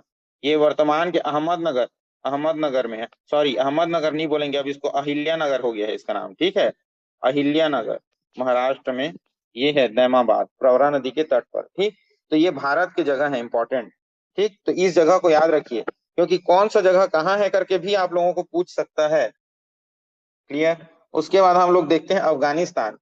अफगानिस्तान में दो जगह मात्र याद रखना, एक मुंडी घाट और एक सुरधोई। और ये दोनों जगह सिंधु घाटी सभ्यता के लोग आयात निर्यात करते थे, तो एक उपनिवेश की तरह था। जैसे अंग्रेज लोग भारत को उपनिवेश बना के रखे थे ना, वैसे सिंधु घाटी सभ्यता के लोग अफगानिस्तान के सुरतोधोई और मुंडी गांव को उपनिवेश बना के रखे थे अपना। वहां से कोई भी माल को ट्रांसपोर्ट कराते थे, वहां से कुछ भी उत्पादन करके लाते थे, अपने यहाँ प्रोसेस करते थे और उसको भेजते थे। तो हर कुत्ते का दिन आता है वाला बात हो गया अंग्रेजों के लिए, ठीक है। वैसे हम लोग पहले दूसरों के साथ करते थे, सिंधु घाटी सभ्यता में हम लोग उन्नत थे, है ना। तो उसके बाद अब हम अंग्रेज लोग उन्नत हो गए, तो इस टाइप का हो गया स्थिति। तो चलिए अफगानिस्तान में देखिए दो जगह, अफगानिस्तान में दो जगह याद रखेंगे, एक सुरतोधोई, सुरतोधोई, और दूसरा याद रखेंगे मुंडी गाक, मुंडी गाक। और ये दोनों को बोलना ISV का उपनिवेश था, ये दोनों उपनिवेश क्षेत्र था, ठीक है, अफगानिस्तान का ये दोनों क्षेत्र, सुरतोधोई और मुंडी गाक। याद रखना, एक बार पूछ दिया यूपीएससी में, पूछा है सुरतोधोई क्या है करके, तो सिंधु घाटी सभ्यता का उपनिवेशिक राज्य था वो सुरतोधोई, कहाँ है करके पूछा था, अफगानिस्तान, ठीक है। तो यहाँ से व्यापार होता था करके तीन चीज दे दिया था, और इनमें से कौन सा कथन सत्य है, असत्य है, ए सत्य है, बी असत्य है, ये करके कूट बना के दे दिया था। नहीं जानने से फिर कूटा जाओगे इसमें, और जानोगे तो बना लोगे 2 मिनट में। चलिए अब अगला देखते हैं पाकिस्तान, ठीक है। तो पाकिस्तान में सबसे पहले देखो मेहरगढ़।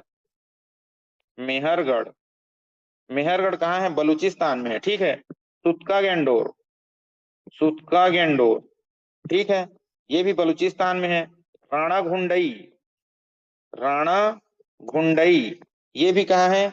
बलूचिस्तान में है, ठीक है। तो ये तीनों को याद रखना, ये तीनों कहाँ है? बलूचिस्तान में है, बलूचिस्तान, ठीक है। उसके बाद सिंध में देखो, सिंध वाले एरिया में आप लोगों को देखने को मिलेगा मोहनजोदाड़ो, मोहनजोदड़ो या जोदाड़ो जो भी बोलो, ठीक है। उसके बाद कोटदीजी, कोटदीजी, ठीक है। उसके बाद चन्हूदड़ो, चन्हूदड़ो, ठीक है। उसके बाद आमरी। बस ये चारों चीज को यहाँ रखना याद, ये कहाँ पे है? सिंध प्रांत में है इनके, ठीक है। उसके बाद पंजाब क्षेत्र में रावी के आसपास है इनका गनेरी वाला, गनेरी वाला और हड़प्पा, हड़प्पा, ठीक है। और एक जगह और याद रखना, रहमान ढेरी। खैर रहमान ढेरी को हटाओ, ये नहीं आएगा। सराय खोला को याद रखो, इससे अच्छा तो सराय खोला, ठीक है। ये तीनों कहाँ पे मिलेगा आप लोगों को? पंजाब। किसके पंजाब में? पाकिस्तान के पंजाब क्षेत्र में, ठीक। तो इतना को याद रखो पूरा। अफगानिस्तान में सुरतधोई मुंडीगाग, पाकिस्तान में मेहरगढ़, सुतका गेंडोर, राणा घुंडई, मोहनजोदड़ो, कोटदीजी, चन्हूदड़ो, आमरी, गनेरी वाला, हड़प्पा और सरायखोला। क्लियर? यहां तक कोई दिक्कत परेशानी नहीं होना चाहिए, ठीक है। लिख लिया पूरा नोट्स? हाँ। चलिए, डिस्प्ले पूरा क्लियर आ रहा है कि नहीं आ रहा है आप लोगों के स्क्रीन में? आ रहे हैं। आ रहा है ना? हाँ। चलिए, अब आप लोगों को मैं एक मैप से पढ़ा देता हूँ थोड़ा सा चीज, क्योंकि उसमें ज्यादा समय देने की जरूरत नहीं है। ये एक मेरे को पीडीएफ मिला था अच्छा से, उसको मैं बता देता हूँ आप लोगों को। ये चलिए, ये हो गया आप लोगों का सिंधु घाटी सभ्यता का पूरा एरिया, ठीक है। आ रहा है? पूरा स्पष्ट दिखाई दे रहा है? तो अब मैं बस गोला करते जाऊंगा, जगह देखते जाना। देखो यहाँ पे रावी नदी के तट पर क्या है? हड़प्पा। देखो गोला कर रहा हूं मैं हड़प्पा के जगह पे, पूरा गोला, ठीक है। यहाँ पे आपका क्या है? हड़प्पा। पहले तो ये देखिए, भारत का सीमा देख लीजिए, ये हम्म ये वाला एरिया है ना, ऐसे करके भारत का सीमा है ये, ठीक है। ये भारत का सीमा है, ठीक। अब भारत के सीमा में जगह को देखते जाइए। सबसे पहले हड़प्पा देखिए, रावी नदी के तट पर, यहाँ पे गोला किया मैं, हड़प्पा, ठीक है।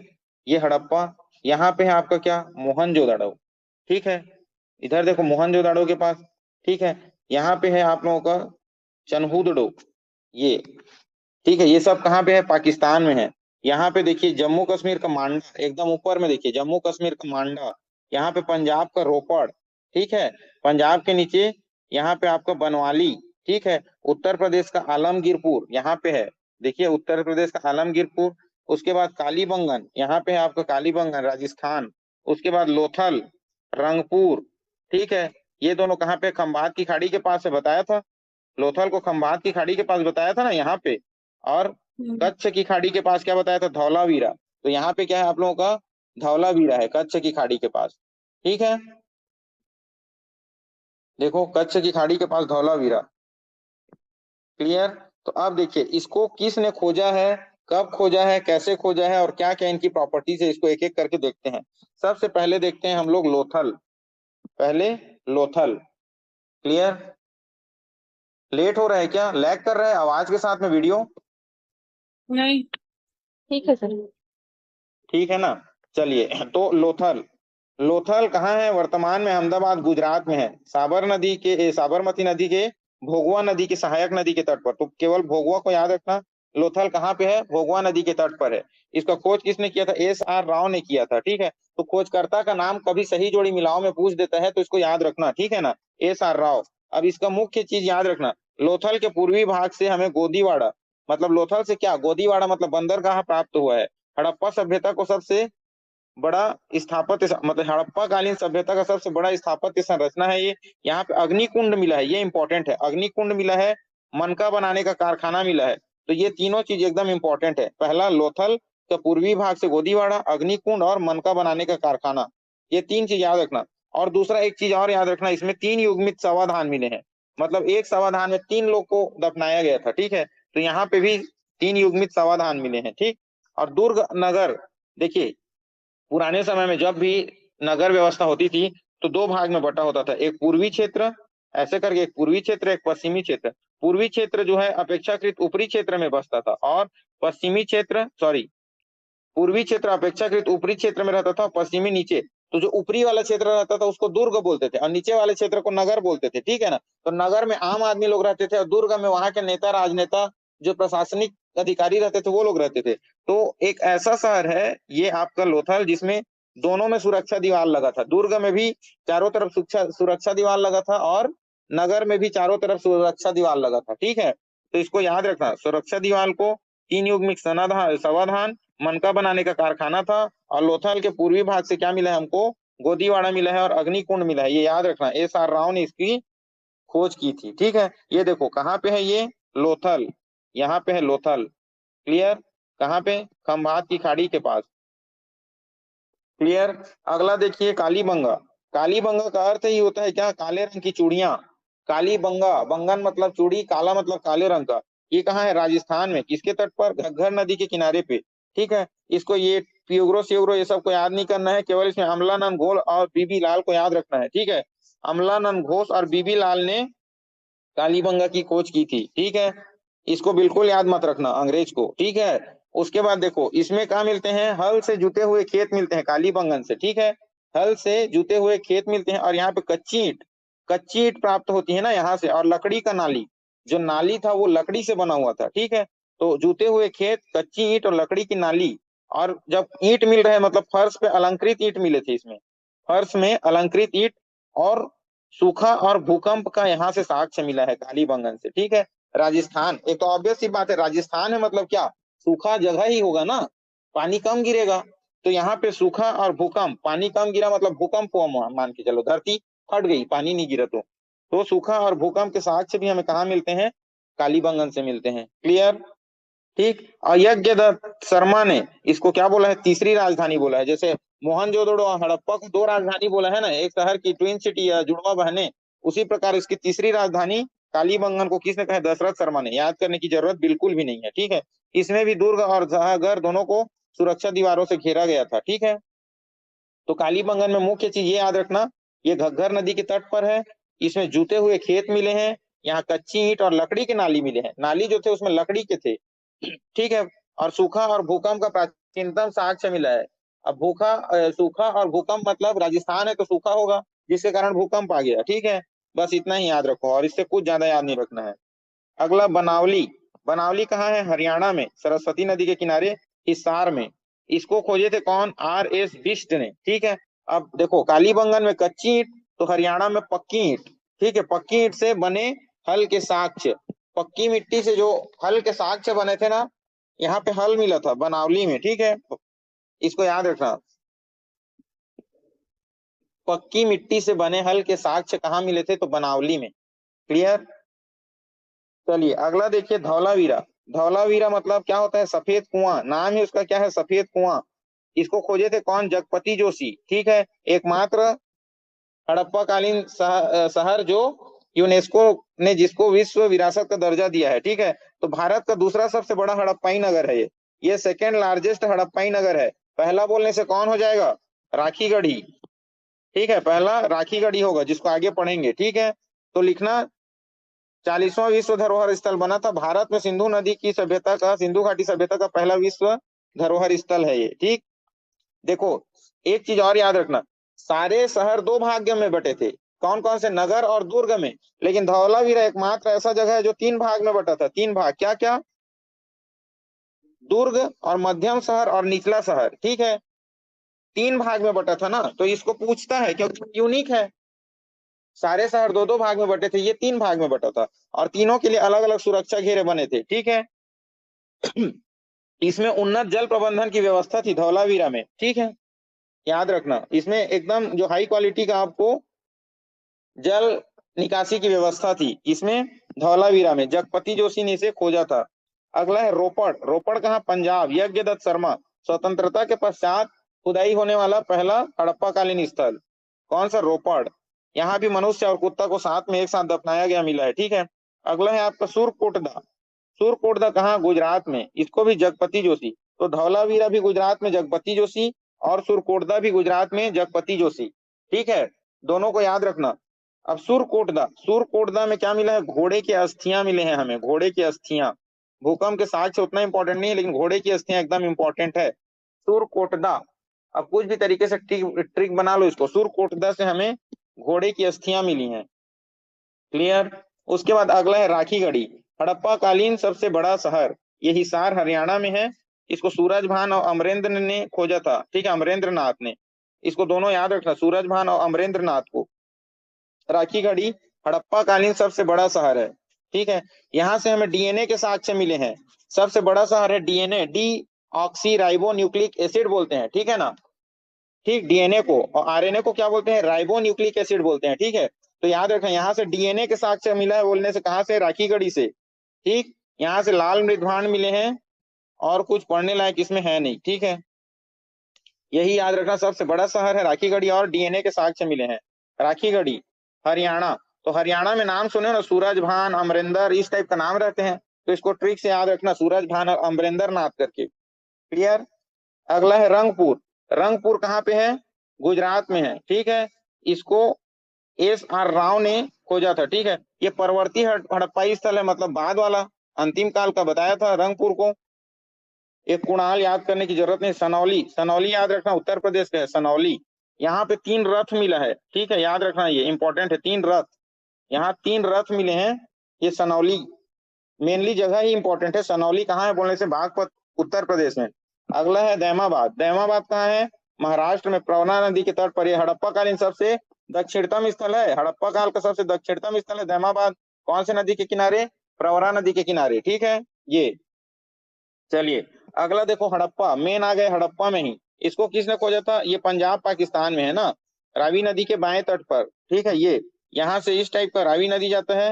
रावी नदी ये है, रावी नदी के बाएं तट पर हमें हड़प्पा देखने को मिलेगा। इसको किसने खोजा था? राय बहादुर दयाराम साहनी ने 1921 में। किसके सर्वेक्षण के दौरान? कौन थे डायरेक्टर एएसआई के? John Marshall. क्लियर। हड़प्पा सभ्यता का प्रथम उत्खनित स्थल है ये, प्रथम, याद रखना। यहीं से हमें पृथ्वी देवी या उर्वरता की देवी का प्रतिमा का मिला है। यहीं से हमें उर्वरता की देवी मतलब पृथ्वी देवी का यहाँ से जानकारी मिलता है। मतलब एक मुहर है, उसमें स्त्री के गर्भ से पेड़ निकलता हुआ दिखाया गया है ना, मतलब उसको पृथ्वी बताया गया है ना, स्त्री को, तो उसी को पृथ्वी देवी माना गया है। ये एक अर्ध औद्योगिक नगर था, मतलब ये भी उद्योग के दृष्टि से बहुत आगे बढ़ चुका था, लेकिन उतना डेवलप नहीं हुआ था। अर्ध औद्योगिक नगर था, जैसे लोथा लोथा लोग औद्योगिक नगर थे, वहां मनका बनाने का कारखाना, अग्निवेदी, अग्निकुंड, ये सब चीज थे। ठीक, यहाँ पे एक विशाल अन्नागार मिला है। ठीक है, क्या? विशाल अन्नागार। कहाँ से? मोहनजोदड़ो से सॉरी, हड़प्पा से। मोहनजोदड़ो से विशाल स्नानागार मिला था। ठीक है ना। अन्नागार बोलने से, विशाल अन्नागार बोलने से हड़प्पा, याद रखना। ठीक, यहीं से एक नटराज की मूर्ति मिली है, स्लेटी नटराज की मूर्ति, और कांसे की इक्ता गाड़ी मिली है। क्लियर, कांसे की इक्ता गाड़ी मिली है, और एक कब्रिस्तान R37 ये मिला है। इसको याद रखना, नाम याद रखना, R37, ये एकदम इंपॉर्टेंट है। R37 कब्रिस्तान का नाम दिया गया है। उस R37 कब्रिस्तान कहाँ से मिला है? तो हड़प्पा से मिला है, याद रखना। तो हड़प्पा में क्या क्या चीज इंपॉर्टेंट है? एक तो प्रथम उत्खनित स्थल है, अर्ध औद्योगिक शहर है, एक मुहर मिला है जिसमें पृथ्वी के नाभि या गर्भ से उगता हुआ पौधा दिखाया गया है जिसे पृथ्वी माता माना गया है। इसमें एक विशाल अन्नागार मिला है, एक नटराज की मूर्ति मिली है, कांसे की इक्ता गाड़ी मिली है, और R37 कब्रिस्तान का यहाँ से खुदाई हुआ है। ठीक, अगला देखो, आमरी। आमरी पाकिस्तान में है, बस इतना याद रखना, आमरी पाकिस्तान में है, ज्यादा दिमाग नहीं लगाना है। आमरी सिंधु नदी के तट पर पाकिस्तान पे है। क्लियर। उसके बाद कोटदीजी। कोटदीजी भी कहाँ है? पाकिस्तान में है, इसको भी याद रखना, बस इसमें ज्यादा बुद्धि नहीं लगाना है। आमरी और कोटदीजी दोनों पाकिस्तान में सिंधु नदी के किनारे में है, आमरी और कोटदीजी, ये बस इतना ही दिमाग लगाना है इसमें। अगला देखो आप लोग, सुतका गेंडोर। सुतका गेंडोर बलूचिस्तान, और ये सबसे दक्षिणी पश्चिमी, सॉरी यार, हाँ पश्चिमी भाग होगा, है ना। तो हड़प्पा कालीन सभ्यता का सबसे पश्चिमी भाग क्या है? सूत्का गैंडोर। बलूचिस्तान में किसके किनारे? दास्क नदी के किनारे में फैला हुआ है। कौन सा? सूत्का गैंडोर। ठीक है। उसके बाद अगला है आप लोगों का मोहनजोदड़ो। मोहनजोदड़ो क्या है? मृतकों का टीला। नाम ही मोहनजोदड़ो। मोहनजोदड़ो का अर्थ क्या होता है? मृतकों का टीला कहा जाता है इसको। ठीक है। ये भी वर्ल्ड हेरिटेज सूची में है यूनेस्को के, लेकिन ये भारत में है क्या? नहीं है, पाकिस्तान में है। ठीक है। तो ये पाकिस्तान में लड़काना के सिंध प्रांत में है, सिंधु नदी के दाएं तट पर। ठीक। ये देखो, ये सिंधु नदी है, यहाँ से सिंधु नदी, तो सिंधु नदी के दाएं तट पर क्या है आप लोगों का? हड़प्पा सभ्यता है। ठीक। तो देखो अब इसका इंपॉर्टेंट चीज देखो, क्षेत्रफल की दृष्टि से हड़प्पा का दूसरा सबसे बड़ा नगर। पहला पहला क्या था आप लोगों का? राखीगढ़ी। ठीक है। दूसरा कैसे लिखा है? दूसरा में तो धौलावीरा लिया था। चलो इसको याद मत रखो, कोई जरूरत नहीं है। इसमें याद रखो, एक वृहद स्नानागार था। अन्नागार बोलने से हड़प्पा, स्नानागार बोलने से मोहनजोदड़ो। ठीक है। यहाँ पे अन्नागार मिला है, लेकिन बड़ा वाला बोलने से हड़प्पा से मिला है। कांसे की नग्न मूर्ति मिली है। ठीक है। एक नग्न महिला है, वो कांसे की मूर्ति मिली है, उसमें वो नाच रही है। ठीक है। नृत्यांगना के पोजीशन में है वो। ठीक है। तो वो मिला हुआ है। ठीक है, उसको याद रखना। उसके बाद यहाँ से बाट मिला है। ठीक है। पशुपतिनाथ का मुहर मिला है। सभा भवन मिला है। सेलखड़ी का एक पुरोहित, हाँ एक पुरोहित की मूर्ति मिली है, पता है ना पुरोहित की मूर्ति, जिसमें वो पुरोहित साल ओढ़ा हुआ है, साल में डिजाइन बना हुआ है। तो उस समय सूती का साल भी चलता था, मान के चलो। ठीक है।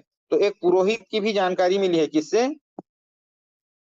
मोहनजोदाड़ो से। वृहद स्नानागार इंपॉर्टेंट है, अन्नागार इंपॉर्टेंट है, नग्न नर्तकी की मूर्ति मिली है कांसे की, पशुपतिनाथ की अंकित मुहर मिला हुआ है, और एक ध्यान मग्न पुरुष पुरोहित का भी सेलखड़ी का बना हुआ है ना, वो सेलखड़ी का बना हुआ है। और जो महिला की मूर्ति है वो कांसे की बनी हुई है। ठीक है। और यहाँ पे क्या? मलेरिया बीमारी का साक्ष्य मिला है। ठीक है। और बाढ़ के कारण 7 बार उजड़ा हुआ है ये शहर, है ना। यहाँ पे लगातार बाढ़ आता था। ठीक है। सिंधु नदी के कारण बाढ़ आता था लगातार, तो ये 7 बार उजड़ चुका है ये। ठीक है। और 7 बार बसा भी है, 7 बार उजड़ के 7 बार बसा है। कौन? मोहनजोदाड़ो। क्लियर? राखालदास बनर्जी ने 1922 में इसका उत्खनन किया था। बात खत्म। चलिए अगला देखते हैं, कौन सा? चन्हुदड़ो। चन्हुदड़ो एन जी मजूमदार, नानी गोपाल मजूमदार ने इसका खोज किया था, खुदाई किया था। कब? ये पाकिस्तान में है। ठीक है। तो इसको याद रखना, चन्हुदड़ो को। यहाँ पे भी मनका बनाने का कारखाना था, लोथल जैसे। लोथल में भी मनका बनाने का कारखाना था, यहाँ पे भी मनका बनाने का कारखाना था। ये औद्योगिक शहर है। ठीक है। एकमात्र नगर जो दुर्गीकृत नहीं था, याद रखना, चन्हुदड़ो एकमात्र ऐसा नगर है जिसको दुर्गीकृत मतलब चारों तरफ से दीवारों से नहीं घेरा गया था। तो एक इंपॉर्टेंट ये हो गया। धौलावीरा हो गया, है ना। धौलावीरा का क्या इंपॉर्टेंस है? क्या इंपॉर्टेंस है? हम्म 3 भाग में बटा था ना वो, दुर्ग, नगर और मध्यम में। चलिए, जो झोकर झाकर संस्कृति आप लोग देखे थे वो यहीं पे है ना, चन्हुदड़ो में। ठीक। और ईंट पर बिल्ली का पीछा करते हुए कुत्ते का पद चिन्ह का साक्ष्य है, यहाँ पे मिला है। और सौंदर्य प्रसाधन में लिपस्टिक, इत्र, काजल, ये सब फैंसी डिजाइनिंग वाले चित्र। यहाँ मनका मिला है, तो मनका मिला है मतलब पक्का वहां लड़कियों के सामान मिलते होंगे। तो लिपस्टिक, इत्र, काजल, ये सब चीज क्या है? चन्हुदड़ो में मिला है। ठीक है। कांसे की यहाँ भी इक्का गाड़ी मिला है, नग्न नर्तकी की मूर्ति यहाँ भी मिला है। ठीक है। और खिलौने, लिपस्टिक, स्याही, बैलगाड़ी, ये सब चीज आपके चन्हुदड़ो में मिले हैं। ठीक है। एकमात्र शहर जो दुर्गीकृत नहीं है करके इसको याद रखना आप लोग। ठीक। तो यहाँ पे आप लोगों को पूरा 18 हड़प्पा कालीन सभ्यता शहर आप यहाँ पे खत्म होता है। ठीक है। क्लियर? इसका पीडीएफ मैं आप लोगों को भेज दूंगा, देख लीजिएगा और एक बार इसको याद कर लीजिएगा पूरा अच्छे से। ठीक। कोई दिक्कत परेशानी यहाँ तक तो बताइए।